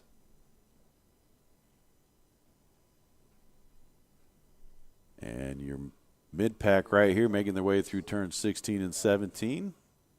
Yeah, but you take a look here. Wyatt Rower, he's pulling away. Now, it seems like he does not quite have the top end when he gets the acceleration. He might have a little bit too short of a gear because you see how they all bunch these back guys up on the hill. just catch right back up to him on the hill. Might want to go up a tooth there so he can have a little bit more climb and acceleration up these hills because he seems to run away on the straightaways like this. You see where he just starts to pull away a little bit, and these guys they cannot get by him. But then when he gets to climbing the hills and through the corners, he's not quite coming off the corners as fast. Yeah, these guys are really biting through the turns. That's where they're making the ground. But he is making it work right now. He is. Definitely keeping it interesting for us to watch up here in the booth. But, yeah, you can see that speed advantage as he's getting those longer runs. Going to be interesting to see his tires start to fall off. It would be interesting to see if the sun comes out and the track temps really change drastically, what happens here. That would be what happens on the two-stroke day. Mm-hmm. Hot, cold, humidity, rain, wet, or you're wet, dry. Yeah, so take a look at that. You saw his head go around. You saw his front end go back and forth, and these guys just right back up on top of him. Right, that's the way when you're worried about it. Here we go for a pass. It's Nazar Martinenko going for the pass. He's going to go through braking. He thinks better of it. Wyatt Rower maintains that second position as they go through the S. He's almost worse off for making that move because he got out of line and had to quickly bring it back in. Yep. Thought he was just going to stay committed and just try and knife him in the turn, but he thought better of it. A little deceptive when he gets the run out of the turn thinking he's got the momentum, but then, Rower with that taller gear he eats on the straightaways. And right now, lap 7 in the books. Kind of like how I'm eating right now. Yeah, you're putting a dent in that salad, Steve. Yeah, we're halfway through it, about halfway through. You see that? Every time he looks behind him like that, right as he comes out of turn 2. Bobbles it a little bit and then keeps on going. That really can cost you. So if there's something to work on, and I always tell these guys, you want to listen. You don't want to look. Race the race in front of you, not the race behind you. Because if every time you turn your head, your hands tend to go with your head, and then all of a sudden you've scrubbed some speed off that's critical for you when you're running this close. These guys are within, hundredths of a second of each other. And any little bobble like that can definitely change the game for you as the leader of that pack. And you can see your race leader all the way off the top of your screen. He was already out of turn 17 before these guys even and we got someone trying out go on the inside. Martinenko trying to take him on the inside, but he can't quite make it work going into turn 1 there. And I don't know where he's going to have the opportunity to pass because he's been trying to do it on these straightaways, and that's Well, see, not working. So here's the thing. The reason why. The taller gear guy runs out of breath earlier in the straightaways than Wyatt. Wyatt's still accelerating when this guy's engine just completely hits the top end and falls off. And let's see if he's going to try it again. Not going to happen. He does not have the power. He doesn't have the power, Captain. And you see Wyatt. Wyatt didn't look behind him, and all of a sudden, there goes Wyatt. He's just opened up 3 kart lengths. Wyatt also taking that kind of snaking turn there going up the hill to David's Bend. He does that so he can maintain some momentum. Got a slingshot around there. And Luca just kind of hanging back right now, watching the battle in front of him. And here we go. The white flag should be out here. No, we're going 12. We're doing 12. Sorry. Thinking 10. Thinking back in the pre-final. Yeah, no, we've got... It's anybody's race at this point. Whoa, wait a minute. There goes Luca Valadez. He was looked to the inside there of Nazar Martinenko going down the hill into turn 2. And here comes Wyatt Rower. He is getting ahead a little bit here. And let's see if Nazar can take a run for him here. It's getting towards the end of the race. You can see these kids are getting just a little bit tired. Rower just keeping his head down, focusing on it, not looking behind him, taking those corners and making those marks. You see how he goes to the outside there and then slingshots back in? Well, they're going to run out of time here. It's going to be 2 to go next time by. Yep. Candlesticks are going to come out. And curious if Valadez has been hanging on to anything, if he's going to try and make a move. Well, take a look now. They're really bunched up on each other. And we're going to see some, I won't say it desperation. We're going to start seeing some aggressiveness coming along here as these guys realize the race is winding down. Once the candlesticks come out, watch what happens here. Yep. And then here comes Martinenko.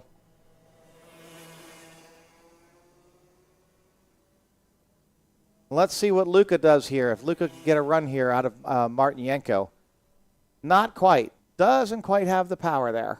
And it looked like Rower running a little bit more of a defensive line. Yeah, he definitely is here. Because he didn't go wide all the way to the edge of the track coming into that braking zone. He did not. He didn't want to get dive bombed if the guys were really, really close to him in his draft and slingshot by him at the last second. And they're going to be content to leave this out for the final lap. I think I just saw some lap traffic ahead of these guys. They might hit some lap traffic on the last lap. That could change things significantly. And that might be Rower. And I guess no white flag that time. Well, we are 11 laps in. I'm going to say this is the last racing. lap. Yeah. There's Rower checking behind him again. These guys are going to catch back up to him going through turn 4. Be like that 17-lap Kip Kart race we had a couple seasons ago. Oh, man, that really upset some folks. Make sure to throw that checkered flag. Rower takes a look behind him. He's running that defensive line, breaks the draft. Still on that defensive line going down into turn 9 through the turn 9 complex here. But Martinenko's coming right back up on top of him. And he's being real aggressive right now. He sure is. Martinenko is staying on the gas here. He's getting in the draft of Rower. Is he going to make a move here going into turn 16? The drone is going to catch up here. He does not quite have the pace. He could not get up beside him. Oh, they're going to get the 2 to go, so we're running 14 laps. We're going to run 14 laps today, folks. We got the candlesticks out. Might need to go clarify with race control if that's the new format. I didn't see that. What did it say on the schedule? Did it say 12? It said 12. Oh, wow. Martinenko to the outside a little bit there. He took a peek to the outside going into turn 4. And I'm not complaining. Some bonus racing no, on it's hand bonus right now. racing here. It's all the experience these guys can get. That's 2 extra laps they're going to get. The more seat time, the better. But it could change the race. Yeah, Martinenko definitely getting more aggressive in these closing sure laps. Is. He's trying to close the gap here. He's trying to get to a point where he's in the draft. I just think that his gearing might be a little too tall. Because Rower just kind of keeps with it. And while he catches up every once in a while, he just can't get him on that back stretch. So just heard from race control, 14-lap finals. We're getting bonus racing today. Nice. All right. And maybe that's with the new 2-day format. We got more time to run them. Oh, look at this. Martin he's Yanko to looking the in. inside. He's looking over. Roa looks over. And he stays cool, calm, and collected. Doesn't let him in. Woo. He tried. Let me tell you. Martin Yanko tried. And he's only going to have half a lap to figure it out here as they go through turn 9. Rower got about a 2 to 3 cart advantage right now. He did because, Martin Yanko had to go way off his line to try and take him through turn 4 there, and that cost him really in the end there. He's really going to have to get a run coming in here, and I don't think it's going to happen. That's not going to happen. As they stay single file, and that is going to be how they finish. Ryan Dahoney already packing the trailer. He was about a mile ahead of everybody else. Yeah. Wyatt Rower is going to be your second-place driver. Nazar Martin Yanko in third. And that was the battle we were following most of that race. Very clean, good contest. Yeah, that was really good. And especially out of these rookies. It's not something we're used to seeing out of the younger divisions. And these guys really keeping cool heads and, racing like the adults. And that's what you want to see out here. And right now, Dahoney making his way past the scale. Going to power that thing on to tech. Rower, he's waving at the camera. Smile. He knows we are here. He knows we're here. And a great contest. Love to see these guys racing like this, especially at such a young age. And if you're watching at home, sign your kids up. Bring them out here. We've got programs. It's not scary. We don't bite. We got folks like Al down there in the paddock. Be happy to give you some tips, help you get started. How long can it be until I get my daughter out here? I mean, she's not even born yet. But as soon as they can play catch. No, we're going sooner. I'm going to Then start. you might have to do that at a dirt track. Yeah, actually, you're not wrong. I've seen a 7-year-old in a super late model before. It's the most intimidating thing I've ever seen in my life. They had some 4-year-olds out at Durham Town running the side-by-sides last time I was there. Ain't nothing wrong with that. Give them a helmet, Hans device. They're good. Indestructible. It was funny watching them go over the hills and the jumps, getting little baby air. And another improvement you can see out here at the Kart building, they finally got some shade on the railing they have there. some umbrellas there. It only took a couple times. I say a couple times, a couple Well, years. I think they moved some of the seating from the fuel kitchen because that's currently under I think it's final. I don't want to really call it renovations because they hadn't really done the area when they opened the restaurant, so they're finally getting the seating area. I think they got the restaurant. They got the restaurant done first, and now they're getting the seating area. So can't wait to see what that looks like when it gets finished. Heard lots of construction noises yesterday while we were setting up. Me too. Yeah, that was exactly the noises we heard, Steve. Yep. Like ka-chunk, ka-chunk, ka-chunk. Sound like some roofers. Chunk, chunk, chunk. But right now, just finishing up the tag rookie, tag cadet race. Should be tag senior, tag master coming up next. Then we've got a couple of KA 100 at the juniors and the seniors. And then we will finish out our day of racing with the shifter class. And I hope we get another treat. Yeah, that was fun. For the shifter division. That was fun. I mean, that's because we normally don't making see them that close great together. again. Let me tell you, that was really unbelievable. And the fact that it was father-son. Yes. That was another one. That's another great one. And we love to see family racing out here because racing is a family sport. And great that, unlike most professional sports where you've kind of got your prime in your 20s, you keep racing well into your, later parts of life. And I wonder if we ever get to see 3 generations on track at the same time. That'd be kind of fun. Sure, absolutely. What Grandfather, father, son? You know what? I got an idea. I'm going to try that. I got to wait until she's old enough, but yeah. We're going to shoot for that. I hope I am too old to race by the time my kid starts procreating. Nope. Not in your household, Steve. You're never too old to race.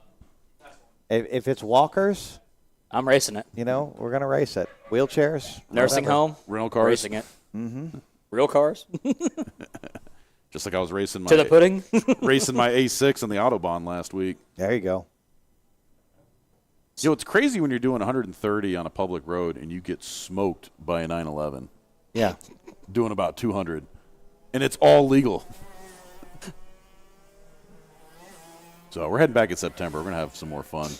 Absolutely. All right. Gross. So we have our, what is this? That is Tag Tag Master, Masters. Tag Seniors? Yes. Oh, they mixed them up. Why did they mix them up? Got So- plenty of time. We could have done 12-lap finals. And I don't know if they're watching the same forecast we are, but it looks like it's going to open up. let's take a look here. It says it's raining. Does it? That's what weather bug says. Yeah, but don't it you it put always that says it's juju raining. on us, Ricky Bobby. Well, I'm going to tell you, looking at it says possible light rain. so there's this right here. Yeah, we're about to get hit. We're about to get hit with something. So if you're listening and you're in the pits, you might want to have a set of rain tires ready for some of our later classes, because there is a line of showers. They're headed right at us, and so this is building. It's been building. I was thinking 15 minutes ago that it wouldn't hit us, but it might very well just hit us. So. Sorry, had a brief technical issue there. The Jumbotron looked like it was having a seizure, so we. I think it was getting a wave off here.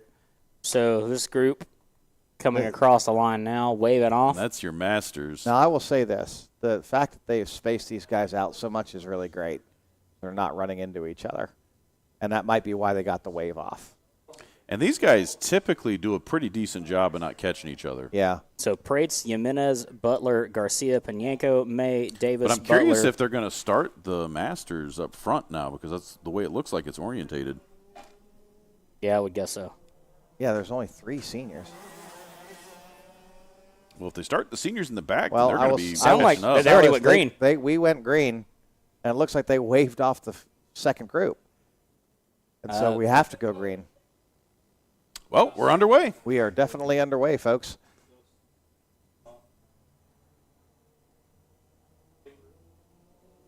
So right now we're going to follow along with the Master Division. That's where we saw all the action during the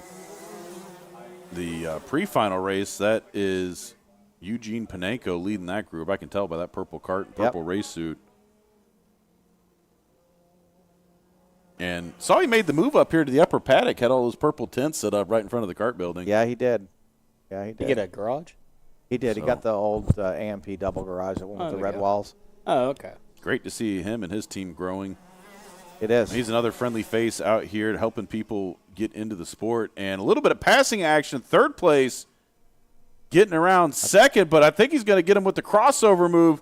Oh, almost shoving him back off track. Wow. So up at the very front, Bashi Jimenez was our leader on the first lap. Leonardo Prates, Caden Butler rounds out the senior division. Masters, Panenko, Drennan, Garcia. And that was Jose Garcia trying to make the move on Drennan. And Drennan just hanging in there and maintains his spot, keeps second place. And here comes Jose Garcia, Garcia. under braking. Whoa! Oh, he spins, but he recovers. Oh, my gosh. He goes completely sideways. And he He recovers it, but unfortunately that shuffles him back. It looks like now he is in 7th. So that's going to be 4th overall. So Josie Davis that got around Jose Garcia. I think Jose is running a bike today, too. It just seems fitting that he would. And right now we're going to try and follow along here with that battle for 3rd and 4th right now. That really cost Jose Garcia. Jose Garcia going down to the inside in turn 2. He's got to get past these drivers that he had to surrender to for a half a lap, basically. And here he goes. He just takes off. And that was the 42 of Chris Butler. So I'm not sure where Josie Davis is. So I guess 2 cars got around him. Yeah. 'Cause my scoring screen looks all kinds of messed up So right let's now. I have no clue what's going let's on. take a look at what happens here. The seniors are in front of the masters. And it looks like we got a little bit of a battle going on for the tag for senior Leo. division. Yeah, Leo and Jimenez right now. They are hot on each other, 0.2 seconds gap, so they are bumper to bumper right now. Maybe see if we can switch over to them here in a second as we passive-aggressively talk to the production team. Yeah, we're getting our telemetry back here. And went away again. So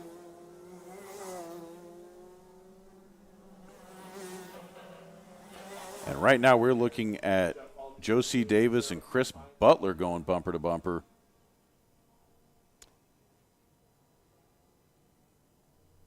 yeah, it looks like Jose Garcia's got some catching up to do here. Out there all by himself, unfortunately, and that's a really bad place to be. Overall race leaders right now, tag senior. Yes, this is Leo and Bashi Jimenez with Caden Butler in third position. And this is our current closest battle on the track. And they are duking it out for first and second and tag senior currently overall for this multi-class race. Looks like Leo Prates might go in here on turn 16 under braking. Let's see. He thinks better of it. And Oz was definitely underweight as you see him all the way to the back. Actually, he didn't even pull on track. Oh, that's not Oz. That wasn't tagged. That was Shifter. Oh, when they were racing okay. Shifter, I thought he might have been underweight. He did a roll off, then roll back on. And here comes Leo. Leo trying on the outside there, going up to turn 3. He's sticking his nose in anywhere he possibly can here with Bashi, putting a huge pressure on Bashi Jimenez with Caden Butler coming through the kink. There, probably about 25 kart lengths between second place in senior. Eugene Penyenko and Ian Drennan are right next to me. They just crossed the line. Jose Garcia. Not to be the bearer of bad news, but you see them angry clouds out there. Yes. All right, I'm going to have to leave this to y'all for a second. It looks like Jumbotron needs some fixing. So Jumbotron has gone down, so now it's the Steve and Al show. Yes. Let Will go do his techie nerd thing. Let us sit here and announce his race. And look at Bashi coming up the hill there. Leo is just right on top of him. Again, he's getting that cart to rotate as best as he possibly can to stick his nose in and get a run out. And Leo's going to get in the draft. Leo sticks his nose out, says, nope, not going to try it this time. We're on a lap 6 of a 14-lap final. Very Leo on the inside. Bashi Jimenez ran wide, and Leo took advantage of it. And Leo just takes off. Bashi really bobbled it there. And that looks about a 4 to 5 cart gap now between Parates up front and Jimenez behind him. Woo, Yeah, that was a interesting. perfect setup there in the S's for Parates. And he's gone halfway. We are sticks in the halfway air. through, folks. Sticks of the air is lap 7 of 14. I'm liking this extra racing. Mm-hmm. 2 extra laps of. Yeah, 2 extra laps. I had to think for a second. Yeah. Math is not your strong suit. So it's not big equations. I can't do simple math anymore. Thanks, college. yeah. And Leo's just starting to pull away here with Bashi trying to make it up here under braking. He gets almost right on his tail there. It's closed does. that gap from 4.5 cart lengths to about a cart and a half. Yeah, but see as Leo just slides through there and pulls away from him. Now, you're more of the technical side of racing. So would you say that's a gear change, or what do you think is causing the gap to spread and then close so quickly? Well, lots of things. It's all about where you are in the power bands and how much twist there is in the cart and how much grip you have. Okay. Right? It seems I'll tell you what are Leo's talents. Leo's talents is driving a loose cart. See, he slides sideways as he comes up over the crest of 3. He turns it in here, the 4. You see the cart just go a little bit sideways there, but then it sets. That's Leo's sweet spot. And when you can see the way you go through turn 3 and 4 dictates what your entry speed to turn 9 is. And so Bashi is really good. There's 2 things with Bashi. Look at his profile. He barely sees over that Nassau panel. He's tiny. Leo has a much bigger cross-section, so aerodynamically there's a big difference here, right? So Leo has to do everything he possibly can in the corners to get ahead of Bashi. Bashi has a real advantage because of his low profile. He gets in the draft. That guy has a real advantage because he's sitting so low in that Nassau panel. He hardly picks up any wind, where Leo is much taller, and, he picks up the wind like a sail. At the line, it was a quarter of a second of separation between Prates and Jimenez. Now, Jimenez bobbled it again going into turn 2. Really ran wide, and Leo is, see you later, alligator. Yeah, that's now a 20-cart gap between. Yeah. But, Bashi got back before with a 20-cart gap. So, so here's the common mistake that you see with new racers is they'll start racing out of complete desperation, trying to push it, and that kind of happened to Jose Garcia. Jose Garcia was right on the ragged edge of braking, and just it flipped around on him, and he managed to save it. And it's kind of the same thing that's going to start happening here potentially, is that you're just trying to make up as much time as you possibly can, usually under braking, and that's when the mistakes tend to happen. I'll be honest, I do that a lot in car racing and on ovals. I start overthinking it, and I don't hit my marks, and I'm not hitting my braking zones or non-braking zones, because most of the time I'm not hitting brakes at all. Yep, that's exactly right. Jose Garcia's mechanic there and tuner, John Wareheim, sitting there watching very intently, does not look very happy with that spin. Are you, John? I don't know if he can. I don't know if the speakers are out there. So let's pick it back up. You can see John over there underneath that umbrella. See our leaders coming into what could potentially be some lap traffic coming up. There's some lap traffic. two corners ahead of them. We saw Chris Butler and we believe Josie Davis was the last 2 carts that crossed the line right before Prates, and possible lap traffic coming into play. So let's take a look at Leo here, and Bashi is closing the gap a little bit, but they're still way far apart to the point where Bashi can't even get a draft of any sort here. So Chris Butler is now about to go a lap down. So they've only got 3 more laps to decide this. And Prates and Jimenez are really close, even though it doesn't look like that on screen. But you look at the timing, it's a second at max. Yeah, and that's mostly because of the speed these guys carry. Now, here comes Prates. He's getting into lap traffic here. This might give Bashi Jimenez the ability. The sticks are out. The candlesticks are out. 2 to go. Is Leo going to goes flying down in the turn 2. Leo Prates going around this lap traffic here. Bashi Jimenez might be able to take advantage of this lap traffic to get closer, and he has. He's only about 5 cart lengths behind Leo Prates. That time at the line, it shrunk from under a second, now 0.911 seconds. 9-11, baby. Bashi Jimenez just went purple. He set the fast lap of the race, 51.485, and is now 3 cart lengths behind Leo. He might be able to give Leo a run at the last lap here. So running to the last couple corners here before we get to the white flag, running into turn 15 and to 16. Right now it's the Prates Jimenez show. 1 more lap to decide it, so that's what? 0.85 of a mile? Yes, 0.85 of a mile. The white flag is out. Leo is going to have to let it all out here in order to make, because Bashi is right on top of him now, maybe 2-3 cart lengths behind. Leo Prates, if it stays like this, Leo's got it in the bag. Let's see what happens with some lap traffic. They might be coming on here in David's Bend. He might catch up to this back marker here in David's Bend. Bashi Jimenez hard under braking. He is now 2 cart lengths. Oh, a little bit of a bobble there from Prates. Prates bobbles it just a touch. Bashi Jimenez is closing in on Prates. Last 4 corners, 1 driver in their way. I'm going to say that's probably Jose Garcia up there directly in front of them. Last couple corners through 16 and 17. Jimenez kind of closing, but it looks like Prates is going to hold him. Checkered flag in the air. Leonardo Prates, Bashi Jimenez, and Caden Butler will be your tag senior. Podium, and let's see where they fall in Masters. Last time we checked, it was Eugene Paneco, Ian Drennan, and Jose Garcia.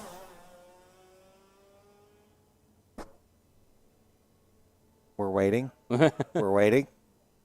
Enhance. Here it comes. Enhance. Eugene Paneco. Oh, Jose Garcia is look at that. Jose Garcia has completely recovered from that spin. Checkered Eugene Paneco first. Ian Drennan second, and Jose Garcia almost got it back. So Prey Jimenez Butler podium in senior, and then Piñanco, Drennan, Garcia podium in master in the double division tag senior and master race here in round 5 at Atlanta Motorsports Park. Wow, that was a good one. Congratulations to Jose Garcia for making all that up. That was unbelievable.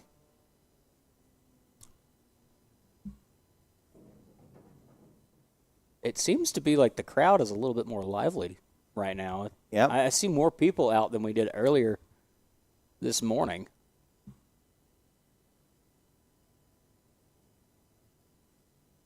So up next, let's see if I can find my schedule here. Up next, KA Junior. 14-lap final.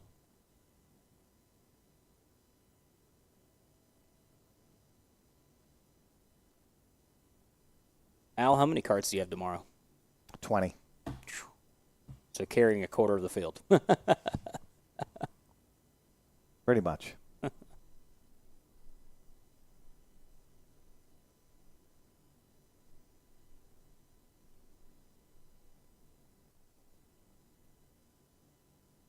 And here you are. Everybody getting situated. A lot of our mechanics and tuners have jumped off the railing here to go and talk to their drivers there in tech. And they will be doing a thorough job in tech today as the drone flies down to our K100 Junior crews. Now take a look at this new design here on the OTK Nassau panel. They have moved away from that hot dog bun design of a few years ago to this new kind of shark tooth design. And this gets air up and above the helmet, cuts air away from the driver is what it's designed to do. Some people say it produces downforce, but as flexible as those mounts are, there's not much downforce to be had. It does reduce drag, though. That's its primary function. Then there's the Burrell design of the 508 kg, very, very similar. But and that right there in the back there, that blue, you have the old hot dog bun. At 14 style. Yeah, the number. 14. Yep. What do you prefer, Al? You know, I actually like the Burrell design, the 508 kg. The one that the 509, that's what the CKR carts are coming with. We're going to fly over one in just a second. Kind of looks like the gills of a fish. Those things are pretty cool too. There is a cool factor to them in the design, but everything has to have form. So something about all these pieces of bodywork that we're seeing and all this is a highly, highly regulated by the FIA, the same folks that regulate Formula One. And Dude, I'm just kidding. But the ironic thing is that this track is built to FIA standards. A lot of the things you see out here, like the K-rail with the tires in front, all strapped together with the conveyor belts and things like that, all of that is built with karting safety in mind to absorb shock. And believe me, it works. I've had my fair share of run-ins with the wall, and the FIA standard definitely does work. And the whole track is built to that standard. All the bodywork, all of the safety gear that the drivers wear is regulated and homologated is what it's called, the homologation process. All the major manufacturers go through this homologation process, and it's quite stringent, and the homologation lasts for anywhere from 3 to 6 years, depending on the component. And this is how karts evolve over time.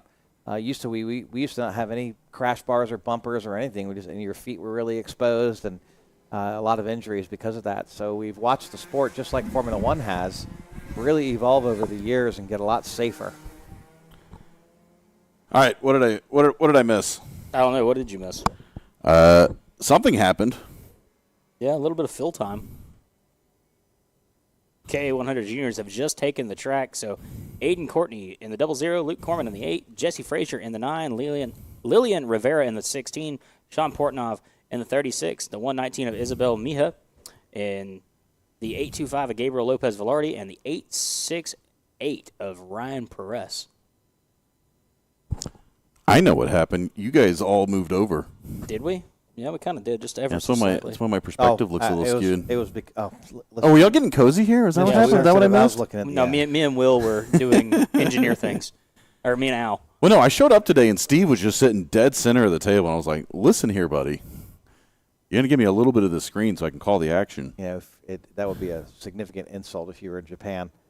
And here we go. We're underway in K100 Junior. A lot of tram line breaks Oh there. boy, the lights might have gone on to green, and then that's when they break the tram line. And right now, everybody getting things figured out as they make their way up the hill and past our position here up in race control. And getting pretty single file heading down the back straightaway. And that looks like Velarde just already taking off. So the action's going to be heating up behind him. The battle for second, Jesse Frazier and Sean Portnov. And that's what we saw during the opening melees during the pre-final. But now we've got these longer 14-lap final races. So anything could happen. Oh, almost off the track. Ooh. They went side by side. The last two went side by side through David's Bend. That is not a good recipe if you're not experienced with that. And one of them ran way off into the paint. He just barely saved it, too. Mm-hmm. Velarde almost a whole second faster than the rest of the field. Now, Aiden Courtney is not in this race right now. And here's some passing action right now for third, or second and third. Looks like it. Going up through three, sticking the nose in. And we didn't see it off camera, but during that opening lap, Sean Portnov got around Jesse Frazier, so he is your current second place. But look at this, Frazier. He thought about it for a second. He looked to the inside coming down the back straightaway, but dips it back single file as they make their way through turns 8 and 9. And they're making their way past turn 13. Cowboy Cam, Ethan Denny out there, braving the elements, the rain, the storms, and look at this! Look at the sky right now. This is like sky. This looks like your desktop background on a Windows machine. It does. Oh, we got somebody off, and that was Frazier. And all into the tires. Went right into the tires. Ran wide there, went into the tires. Ooh, they're and checking on him. That Nassau panel is one of those new 509 Nassau panels. You were talking about safety there. They're going to check on him. Doesn't look like he's hurt, but we don't know. You could see he was holding his hands up in frustration. Oh, yeah, and you know he's mad. He's trying to hang on to it. Well, you see the front part of that cart came off. Yep, that's his Nassau panel. Looks like a front left tire might be flat as well. Yeah. Oh, I wonder if the tire went here down. go Mihawk. All the way to the inside. Oh! Wow, that's some sliding action Portnov really wide, and he loses 2 positions. Mm-hmm. I thought you were going to say Portnoy because I almost said it too. You got me saying that now, but that opened the door for Perez as well to sneak by, so 2 for 1. Not the direction you want to be headed during a final race. And almost side-by-side action. Oh, and here we go. Side-by-side going into turn Perez 1. thought about it. He thinks better of it, but you see he's bumping. They're actually connecting a little bit, showing each other some love. Hey, I am here. They need to be careful because right now that is second and third place on the podium. Yep. So if they get together, they're going to cost both. Here's the funny thing. They're so far behind first place. At this point, it should be working together and not fighting. They've been fighting the whole race. I was coming to say that. Oh, inside, outside. And Perez gets around. A little bit of a love tap there. Yep. So the 119 of Meja still up front. Well, in that pack of 4 is Perez, second. he got around briefly, but Meja able to tuck it in there and maintain the position. Well, I mean, again, we're not even 4 laps in. We're about to hit lap 4 here. Yeah. So we got 10 more to work go. Together. Look at Mihawk breaking the draft, trying to get. And here's Perez gets challenged. That's Portnov. For Portnov challenges Perez going into turn 1. Says nope, you're just going to get cut off there. Runs a little bit wide through turn 2. They contact there. Yeah, that's Luke Corman. A little bit of contact, wheel to wheel, front to rear. And Portnov tried to make the move, and that let the door open for Corman, and now both of them have fallen back. Way too much looking back. Yeah, stop looking. Hey, here we go. Perez going on the inside of Mija.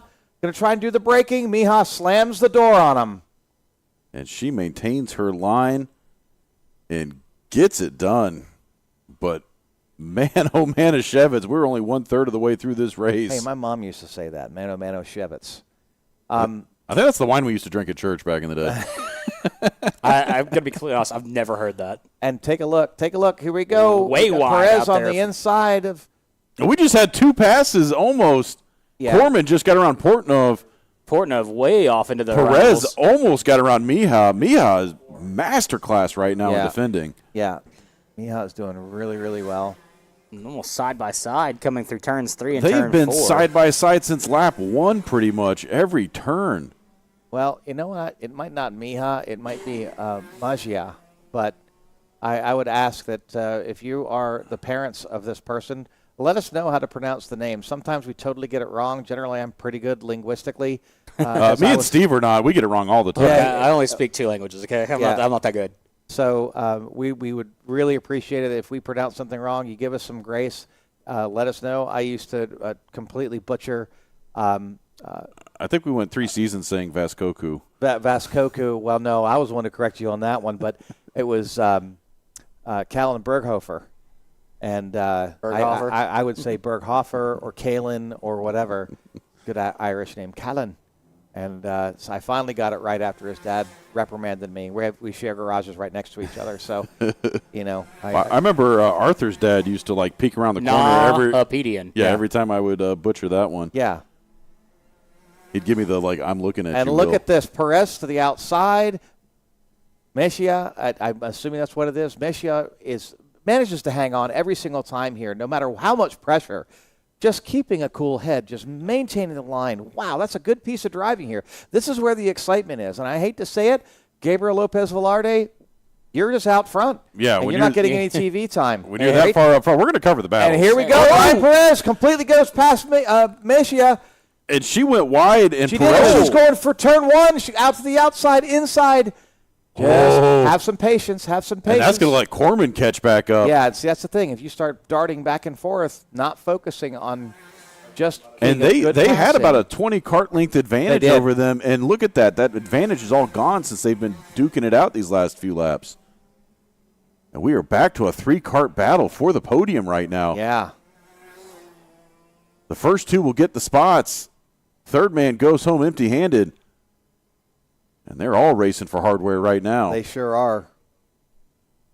And you can see those heads moving. They are trying to keep track. Look at Mejia coming right back up on Ryan Perez.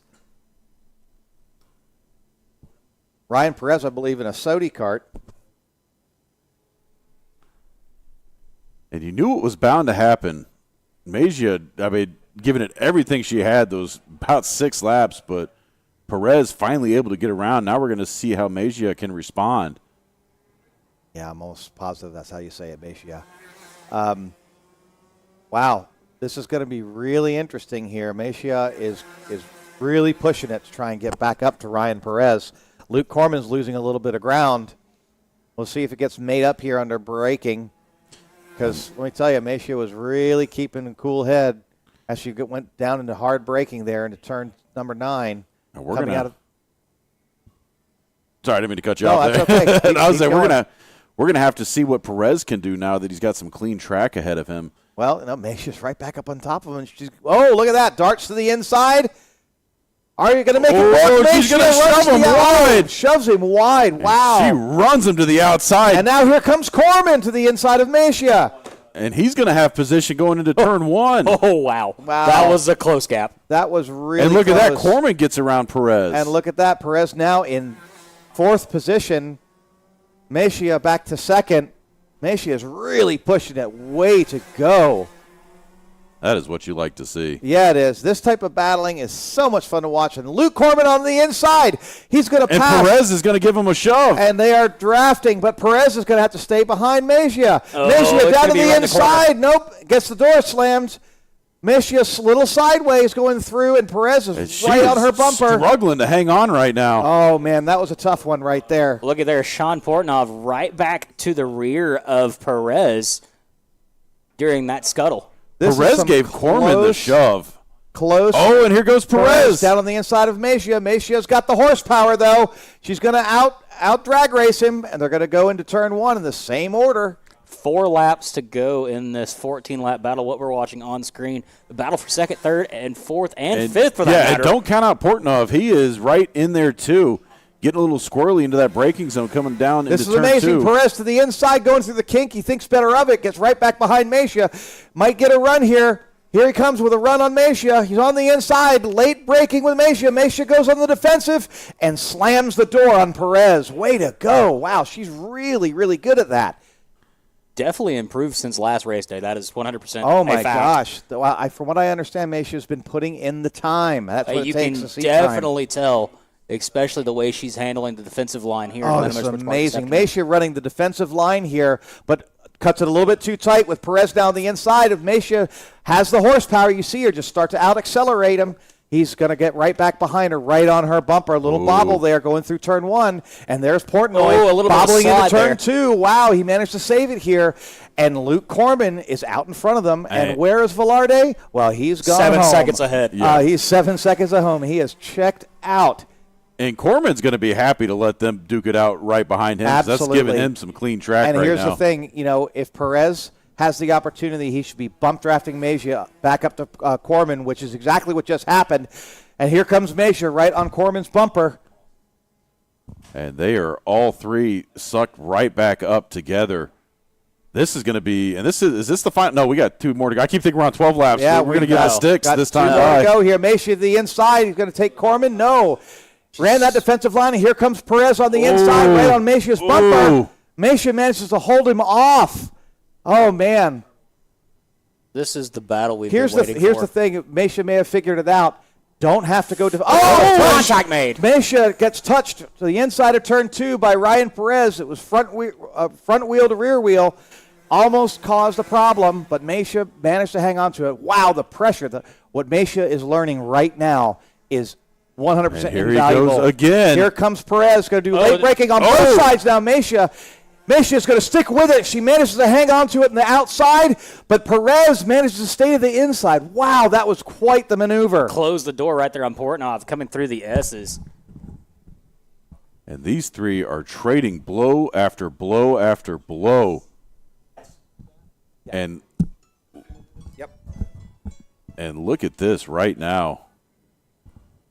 Sorry, that's my Nokia ring.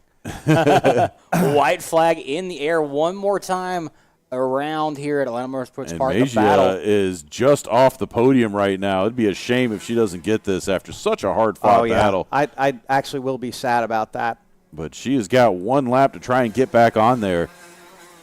She's currently sitting 3rd in this battle that we're watching, 4th overall. Gabriel Lopez Velarde already pretty much got this one in the bag. You see him just there off to the right of your screen. Yeah, but look at this. Meisha late braking, manages to hang on to it. Is she going to be able to get back up on top? Steve, Mr. Portnoy, Portnov, sorry. There you go. Now you're saying it. Oh, man, you guys got me. And these guys are all spaced out now. Yeah. I don't know if anything's going to happen here in the final 2 turns. Woo. Portnov putting up a little bit of a challenge there. You see that? He got right into her bumper and ran wide. It just didn't break hard enough. Oh, man. That's heartbreak for Isabel. Yeah, I would say it is, but that was some really great racing. I got to tell you, she learned more in 12 laps than you would in 10 days of practice. Oh, yeah. I've got to say, that was unbelievable. Yes.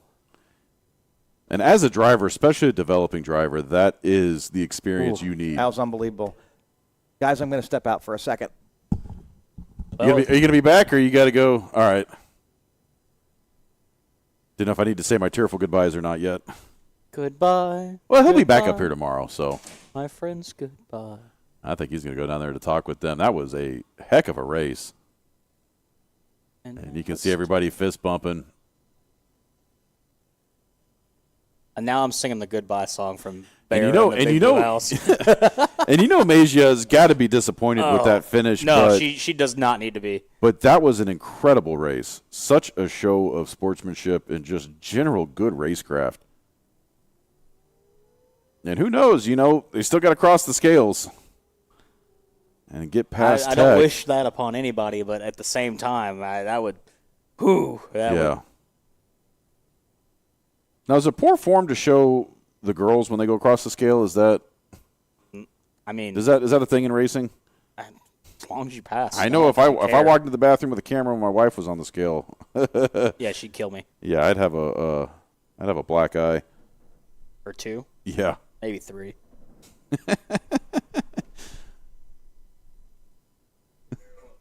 Yeah.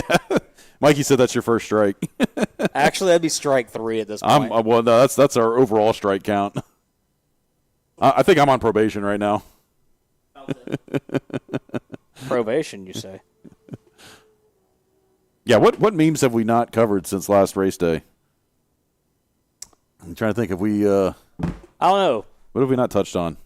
Let's go to the We've done Coldplay. yeah, let's go back to the kiss cam. Let's zoom in on somebody Yeah. randomly. No CEOs out there? Yeah.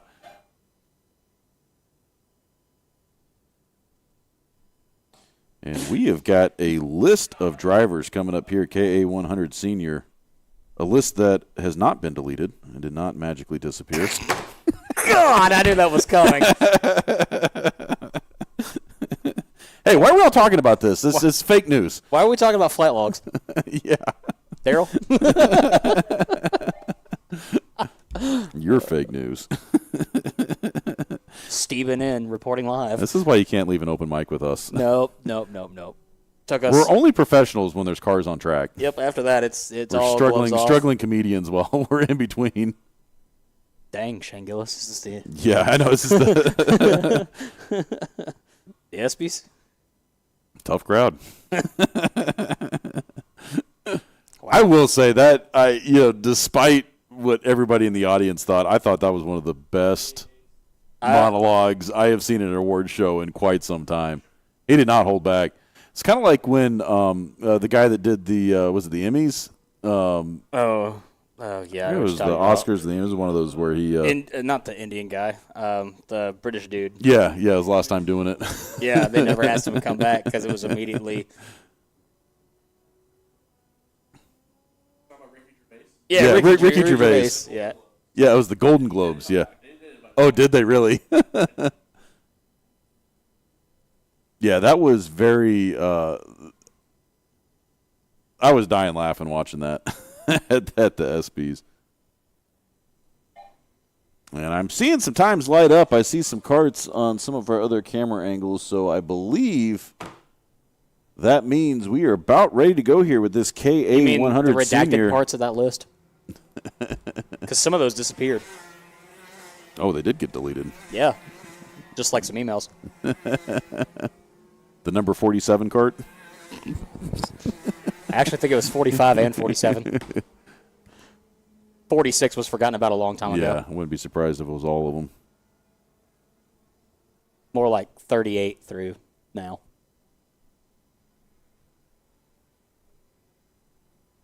And right now, getting ready to fire up this KA100 Senior Battle, 14 laps. Nice shot of a grassy knoll. How many government conspiracy theories are we going to make references to during Oh, this? a lot. Enough that might get us canceled. Or might just endure us to our fans. I don't know. Whatever I did not do it. We try and keep it a little less unhinged here, unlike what we do down at Caffeine and Octane. And we are underway. Green flag is out. KA100 Seniors are underway. A little 2x2 action right now. Speaking of a little unhinged, a little off the track there. Yes. Further back in the field. And everybody, still some side-by-side action working their way up the hill. This is where everybody's got to get it figured out because once you start Way heading wide down, in turn 4. About kiss our trackside mic there. Yeah. Hey, that wasn't on camera. And here we are, a battle brewing for second place right now. That looked like Theodore Semenoff fending off Evan Santanillo. I think Santanillo might have gotten around. He was scored as your third-place driver, and it looked like Semenoff took the position back. That red race suit. Unless that was Santanillo getting around, I can't tell. We'll have to see when they cross the stripe because I'm seeing that red race suit now in third. So that might have been Santanillo getting around. Yep, they just switched on my scoring screen. So right now your current running order, Christian Foster in first, Evan Santanillo Ooh, a little bit second. more of a bobble there. Back further in the field, White Kart in line. And he Didn't fell catch back. the number. A little bit So of contact. Semenoff in third, Thompson in fourth, Capetillo in fifth, Strasser in sixth. I think that might have been Martin Semenoff that we were just watching. And it looks like the action heating up for fifth and sixth. That's some side-by-side action. Strasser trying to get around Capetillo right now. And you can see them kind of giving the hand signals like, hey, let's work together. Let's go. Are they pointing the way to God? No, I think they were pointing the way to the new McDonald's in downtown Dawsonville. R.I.P. Bojangles. I think that's the biggest change that's happened since we've last been out here. They shut down Bojangles. Well, Bojangles is mid, so I mean.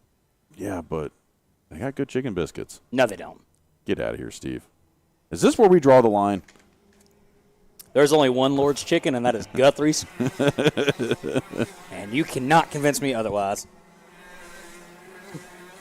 Well, we are 2 laps into this 14-lap contest. Right now, Christian Foster is your leader. Evan Santanillo currently running the fastest lap of the race that last time by. But you can see they're fairly evenly spread out right now. Almost looks like they're doing a warm-up lap as they about a 3 to 4 car gap between even everybody. Spacing, yeah. So as soon as they start to tighten back up, we'll pick a battle to follow. But we're just going to sit here with some wide shots and take it all in. One of our biggest grids of the day, 10 karts in this division, all KA 100 seniors. And we saw Christian Foster run off with it during the first one, getting a little bit more of a challenge in this one. And, yeah, that looks like the battle for fourth right now is starting to heat up just behind your top 3 as we're following them coming down the back straightaway. That's Austin Thompson right there in that purple cart. Vincent Capetillo in the blue suit just behind him as they are almost on each other's bumpers. They're coming through the S's here through turns 9, 10, and 11.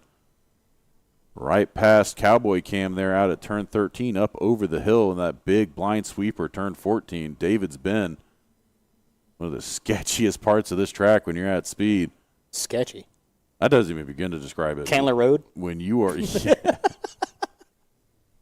Those Atlanta natives. Yeah, Bankhead after hours. Yeah, Candler Road, specifically Candler Road Chevron Station. Don't stop there. Unless you're from there, then you can. But unless you don't know it, don't stop there. But we used to see some crazy passing going on there at turn 14. That's the whole cart picks up. It's a blind turn. You just got to know where you're going. And speaking of knowing where you're going, Theodore Siminoff sticking his head down below that fairing, trying to get every bit of aero advantage coming down that back straightaway. A little bit of a curb rub there. Yeah, and you got to be careful with that coming through those S's. It'll sling you around. You can scrub some speed if you're not careful. As right now, it looks like Thompson and Capetillo are going to try and work together to reel in Siminoff because it doesn't matter whether they finish one in front of the other. If they don't catch up to Siminoff, neither one of them is going to finish on the podium. Yeah. As they are trying to reel in third place. And they're doing an okay job of it right now. We're about to have a 3-kart battle for third. Probably only going to be about another lap until they're able to suck back up to third place. And let's see as they're working their way down the back hill. That gap is steadily closing right now. I think Siminoff knows it too because he keeps dipping that helmet below the fairing. And he gets a little bit squirrely there coming into the braking zone, driving that cart real deep. I wonder with the track kind of being exposed more to sun. Definitely with the cloud coverage gone, and we are at the midpoint of our day, it's definitely heating up out there. And you imagine from the driver's point of view how today has been going on between the overcast, the rain, the humidity, and now the direct sunlight. Got to be making the tuners going crazy down in the pits. And here we are. Look at this. Austin Thompson is pretty much caught up to Siminoff as they are almost bumper to bumper coming up the hill there on the exit of turn 2, making their way through turns 3 and 4 past our vantage point down the hill through the kink. And he is bowing that head like he's praying before dinner, making his way down the back straightaway. And here he goes, Thompson on his bumper, giving Siminoff a little bit of a shove coming through the S's.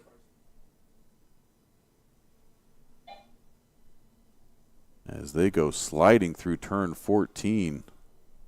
You know, I'm just now thinking of something. You know, it's been 1 full year since we've had lights. I know. Wow. The night racing's been awesome for public karting. Yeah, I really want. And that the LO The senior final we had last year. At the end of the year was cinema. And that's Yes. that would sparks flying. The greatest race we've ever seen, one of the closest finishes we've ever Yes. seen, all happened under the lights. We need that again. Nothing gives you goosebumps like being at a racetrack with the lights on. It feels different. I get goosebumps even talking about it. But right now, we are watching this battle for third place. Simonov dragging those rear tires. He's really running late in that braking zone. You can see him get a little squirrely when he hits it coming into turn 9. But getting the pull coming out through the S's, so he is going to be hard to get around here, as you definitely see them accordioning. They'll stretch out and then get real close together. As we are just past the halfway point, everybody taking off lap number 8. Going to be 4 to go here. Or not 4 to go, 6 to go. My bad. I keep my maths all off. I can't math either. I was so happy when they said 14 was the new 12 for the finals. And right now, we have got ourselves a race on hand. We're watching the battle for 3rd and 4th. Simonov doing everything he can to fend off Thompson. Thompson looked to the inside there for a brief moment going through turn 9. Although Simonov just kept the speed running it wide.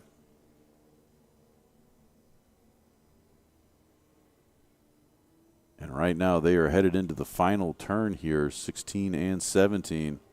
Back onto the front straightaway. Now Foster and Santanillo are really close, about just shy of a half a second difference. Yeah, I'm seeing 0.6 at the line last time by. Only 0.2 between the battle we're watching right now. So we'll have to keep our eye on the leaders, see if that gets any tighter. As right now, 3rd and 4th go 1-2 through the kink. Simonov going to hold him. Entering the S is a little bit of a bobble from Simonov as we were speaking.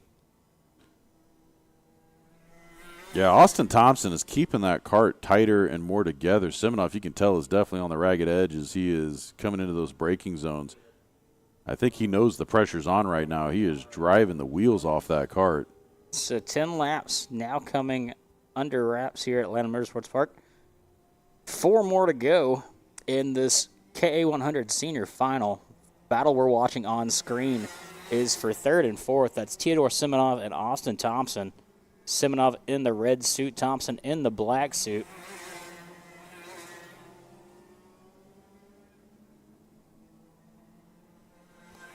Both of those drivers with their head down, trying to make it as aero as possible, going down the backstretch. Fastest area of the track, runs real wide. Ooh, and just like that, Thompson able to take advantage. Gets on the inside, makes the pass. But here comes Simonov. He drives it on the outside to the inside. Oh, and he dips back, single file coming through David's Bend. I thought he was about to get him right back. I thought he was too. 11 laps now coming under wraps at the line. It's now Thompson in front of Simonov. And we're going to go catch up with the leaders as they are getting close. Evan Santanillo just ran the fastest lap of the race. The gap between the two of them now under 0.4 seconds. So they are catching up to each other. About to be a shootout for the lead. Now this is 1st and 2nd. This is Christian Foster and Evan Santanillo. As they are duking it out. Going through turns 13 into that big blind sweeper 14. And none of these camera angles do that turn justice. We really need an in-car camera to show you guys what that turn is like from a driver's perspective. When I make my debut back, you can be the hero cam? Yeah, I'll be hero cam. We'll strap a camera to me and we'll hope it doesn't go flying off. Have to start learning the back of people's helmets. You are. Because I'm not running up front, I can guarantee you that. It's been a long time. And look at this. These guys are practically on each other's bumper. They've been running like this all race. Christian Foster jumped out to a pretty healthy early lead. Santanillo's been doing a great job of reeling him in. Oh, and there he goes to the inside. Oh, they make contact.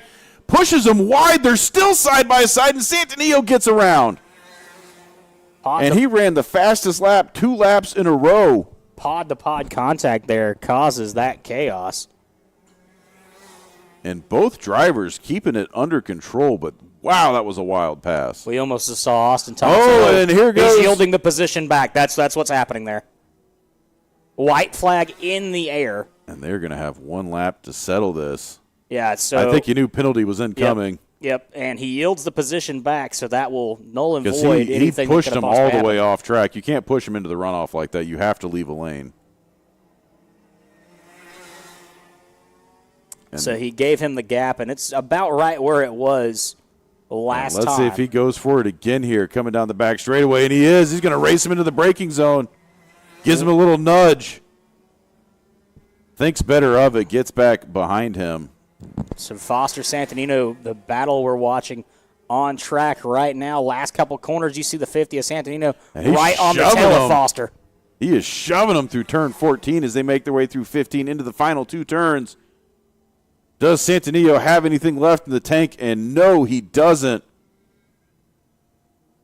And Christian Foster is going to be your race winner. Evan Santanillo in second. Turn back here, going to watch this battle for third and Let's see fourth. what It's going to be happens. close. Oh, they're going to be side by side at the line. Siminoff, Thompson, Capetillo. And it looked like they were about dead even coming out of that turn, but Siminoff had the pull and easily got back out in front and closed that one off. So he will be your, assuming everybody passes tech, he'll be your third place driver. Austin Thompson in fourth, Vincent Capetillo in fifth. Liam Odelin in sixth, Evan Strauser in seventh, Cameron Blackmore in eighth. Milan Yadav in ninth, just crossed the stripe. Look at that. Leaving Martin Siminoff as the only driver still on track, but it looks like he pulled off on lap 3, so I believe that's all drivers crossing the stripe. And, yeah, check that replay out. Watch this from the second angle here. Just sliding into him, shoves him all the way, and that's where the penalty would have come in had he not yielded the position. Because you have to leave a lane of travel. And let's watch this from the other angle. So awesome that we have both drones in the sky to cover this. Boop.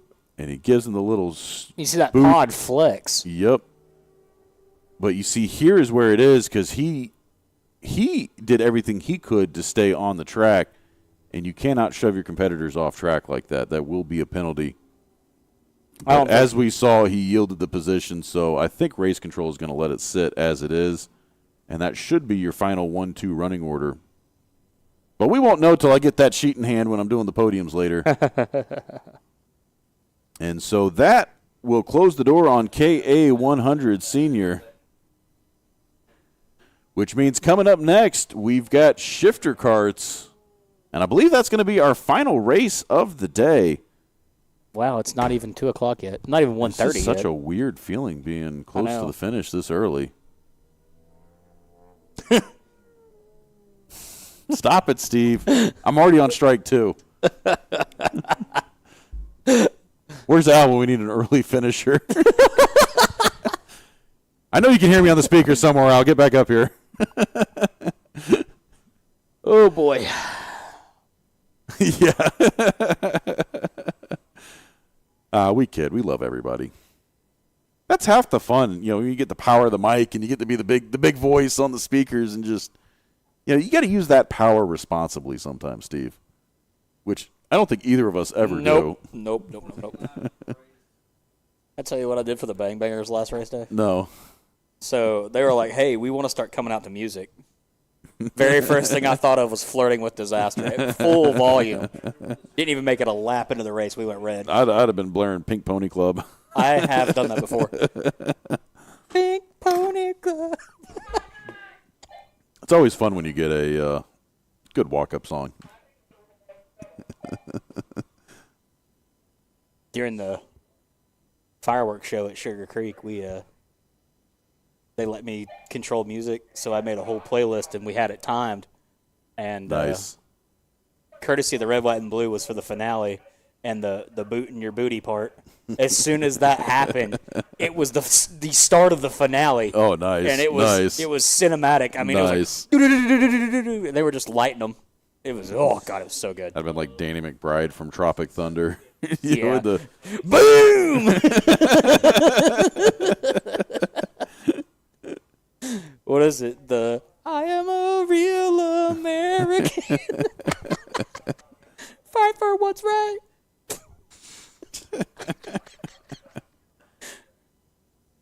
Come out with It would an be fun to American get. flag. It would be fun to get Hulk Hogan on the broadcast.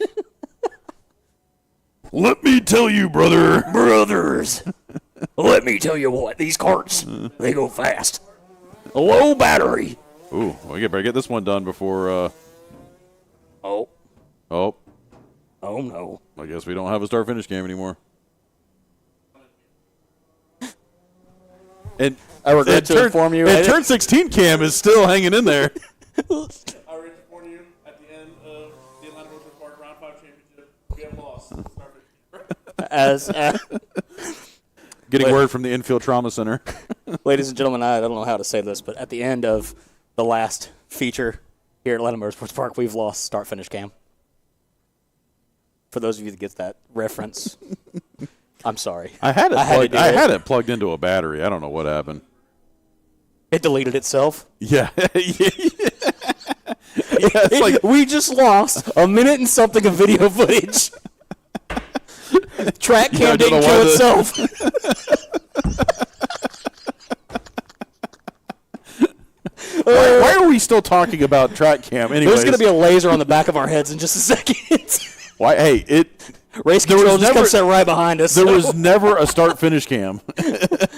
Why are we focused on start finish cam why right are we now? even talking about it? It never existed. That's fake news Yes. that was put together by the previous administration. And it looks like we've got all 5 shifter carts back on track. So everybody is lined up. Yeah, getting back to racing here, Any Steve. future employer that's watching this, please ignore. And here we go. Lights are on. Be the 5 red, then they're going to go out, and then green. There we go. That time, everybody clean start. Well, it's a random interval from when the lights go out to when the green goes on. And that time was almost instantaneous. And here we are, Jake Fetter. He was your winner in the pre-final. Pretty much walked away with it. He is already off to a decent start, though just behind him, Oz Cheek. I believe that's Oz Cheek the 4th. yeah, we're missing, I believe, one driver from this group. Well, and I know that is his dad behind him, Oz Cheek the 3rd. And then just behind him, that might be John Ditzelwig. That's a name that we didn't see earlier, did we? Yeah, it's either Ryan Coberly or John Ditzelwig, so we'll need to see when these drivers cross the stripe. Still tripping me seeing that red and orange barrier every time we cut to that shot. I'm used to the blue and white curbing. And We can always repaint it. yeah, it almost looks like a barrier race when we cut to those shots. Did you say racing in the streets of Dawsonville, Georgia? I wish we could make that happen. We can. And that is Ryan Coberly there in the 4th position. And I don't see our 5th place driver, so I'm curious if he was even able to turn a full lap. Nope. And he pulled off right there at the cutoff. So tough break. Although he didn't, Ditzelwig, he was not in the pre-final. He turned laps in practice and qualifying. So definitely fighting some technical gremlins in that kart. But right now we're watching the battle between Oz Cheek the 4th. He is currently in 2nd place. Oz Cheek the 3rd. He's going to be your 3rd place driver. And this is a reverse of what we saw during the – this is a reverse order of what we saw during the pre-final here, where Oz Cheek the 3rd was fending off Oz Cheek the 4th. We saw that beautiful last lap pass. Weren't certain if Oz Cheek the 4th was going to pass Tech, because it looked like they made him roll it back on the scales, but it doesn't matter now. He's in 2nd. So maybe he added a couple more drops of fuel to that thing before this race. Make sure he is good on weight. And not sure if this thing's going to be as close now that Oz Cheek the 4th is in the lead. We're going to have to see if his dad's going to be able to catch back up to him, as they're staying fairly spaced out right now. Jake Fetter not running quite away with this like he did in the first race. Maybe that's because Oz Cheek the 4th's got some cleaner ground in front of him. That's got some clean air to race with. But you can see your leaders, 1, 2, 3 right there, all in the same frame. After lap 2 of the pre-final, that was not possible because Fetter had already just taken off. It looks like a lot of ground, but honestly, it's not. There's a second and that is quarter. one slip up in a turn, and Yeah. they are back on top of each other. I wonder if the track has gotten all slippy slidey with the heat coming into play and the cloud coverage disappearing, even though now it's kind of back. We've actually got our race director sitting alongside us right now. You want to put a headset on? Talk to us? We don't bite. Oh, he's doing it. Oh, He's doing it. We've got our race director, Cole Haddock, here in the booth with us. That's the first time I've ever actually called you by your right last name. So yeah, usually it's just Cole. How's it going today? It's been a smooth day. calm before the storm because we got LO206 is a mayhem tomorrow. Yeah. Question mark. I'm excited for the yellows. It's going to be a fun. That's always the fun one when we get those guys out. I think that sells the program. The chaos, the drama.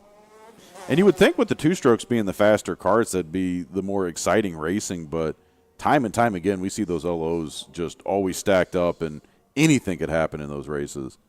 I need some drone footage. I need to make a hype video for this. Yeah, no, we need to definitely get, without copyright music, Steve. Yeah, not making that mistake again. Yeah, I think Steve just got slapped by Sony Music. I did.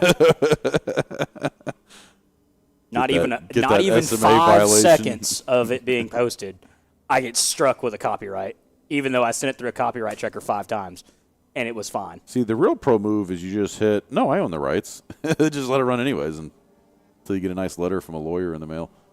You owe us $30 kajillion pretty because you much. played 5 seconds of the Beatles. And right now you can see Kink Cam there off to the side. Looks like Lurch at the tire wall. Who put that bag on that camera? As right now, Federer's starting to pull away a little bit. You can see that gap starting to increase between first and second. What about kidnapping a camera?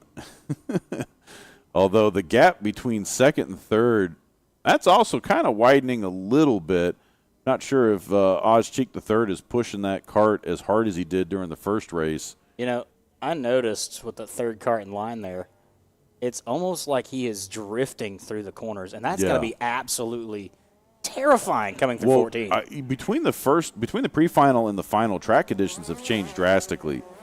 It was just drying out when they hit the track the first time, and now we're probably at the hottest the track's going to be all day. So definitely getting a little greasy out there, and the way these carts are handling has definitely changed.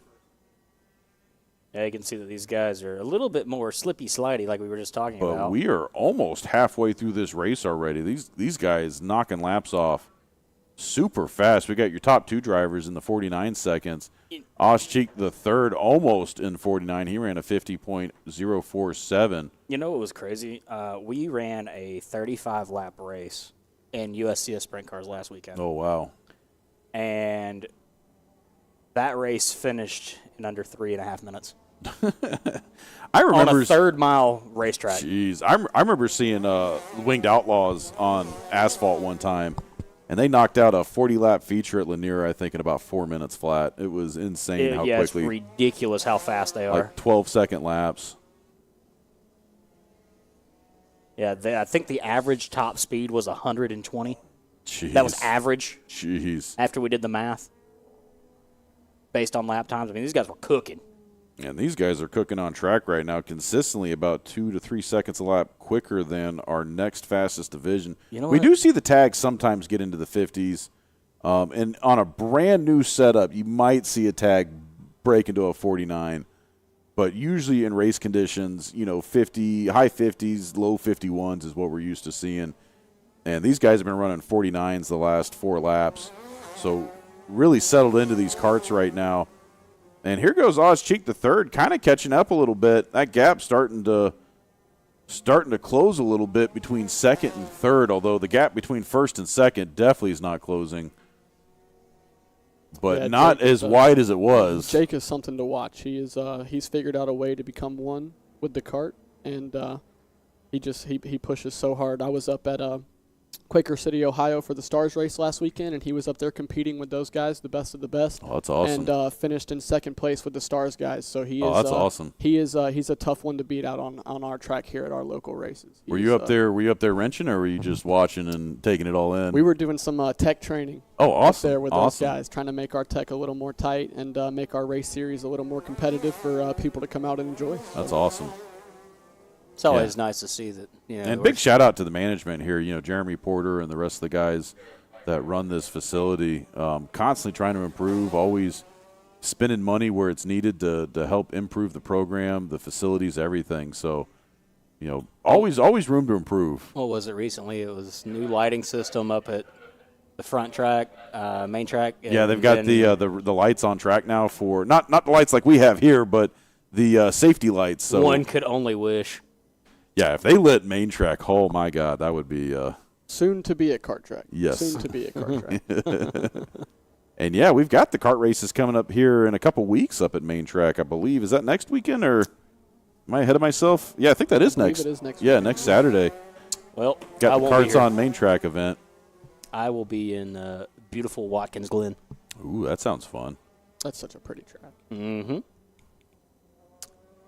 And here we go. Oz Cheek the third, really closing in that gap. They are going to be bumper to bumper here, probably by the time they get to the stripe. But we still are going to have 3 laps to go as they cross the line here. So anything could happen. We saw they were duking it out all during the pre-final, and Oz Cheek the fourth able to make that pass on the last lap. I mean, it was a side-by-side. He did it the last turn of the last lap. And let's see if his old man can return the favor here as they go sliding through turn 2, back up the hill, around our vantage point here in the booth, and back downhill through the kink. Yeah, I really enjoy watching the father and son duo race together on the such in the same classes. Such a They're fun to great watch.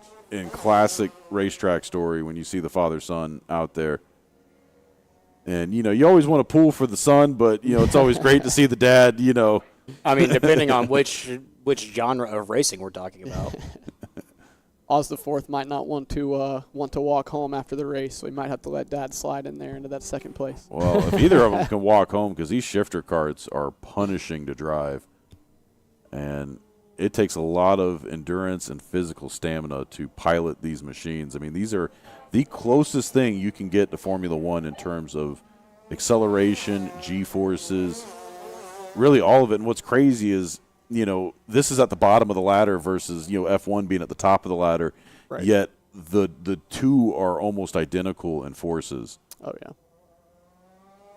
Although I would love to see one of these things get up to 200 miles an hour, though. Top end's a little bit different on I those. would like to see the power to weight ratio, how that equals out, because these karts are so light. They're coming in at 180 pounds on the chassis, and they're pushing anywhere from 38 to 40 horsepower, 36 to 40 horsepower out of these karts. So the power to weight ratio would be cool to see compared to these guys to an F1 car.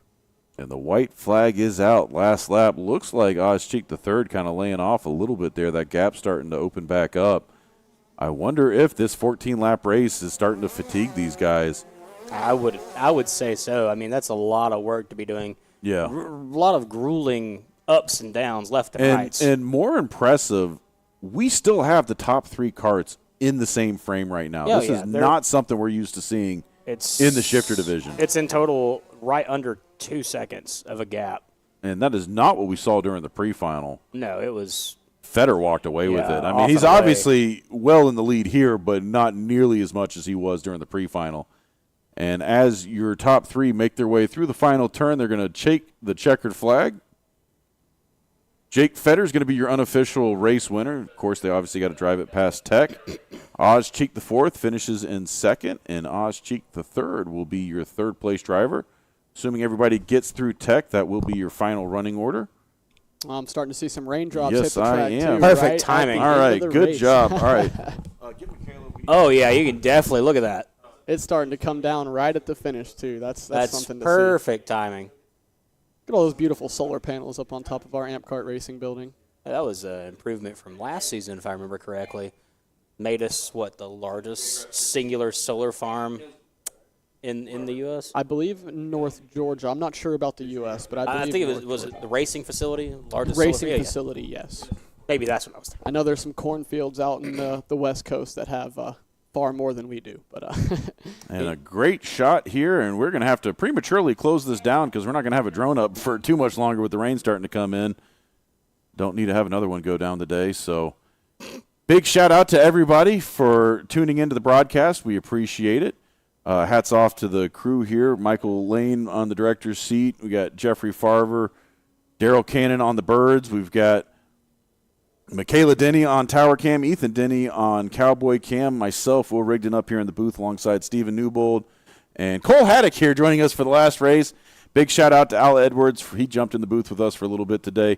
To all the support staff, the corner workers, track owners, everybody that really came together to put this show on. We really appreciate each and every one of you guys. Always great to be up here in the booth, and we will be back at it again here tomorrow for the Four Strokes on this doubleheader weekend here at AMP Kart Racing. So long, everybody. See you tomorrow.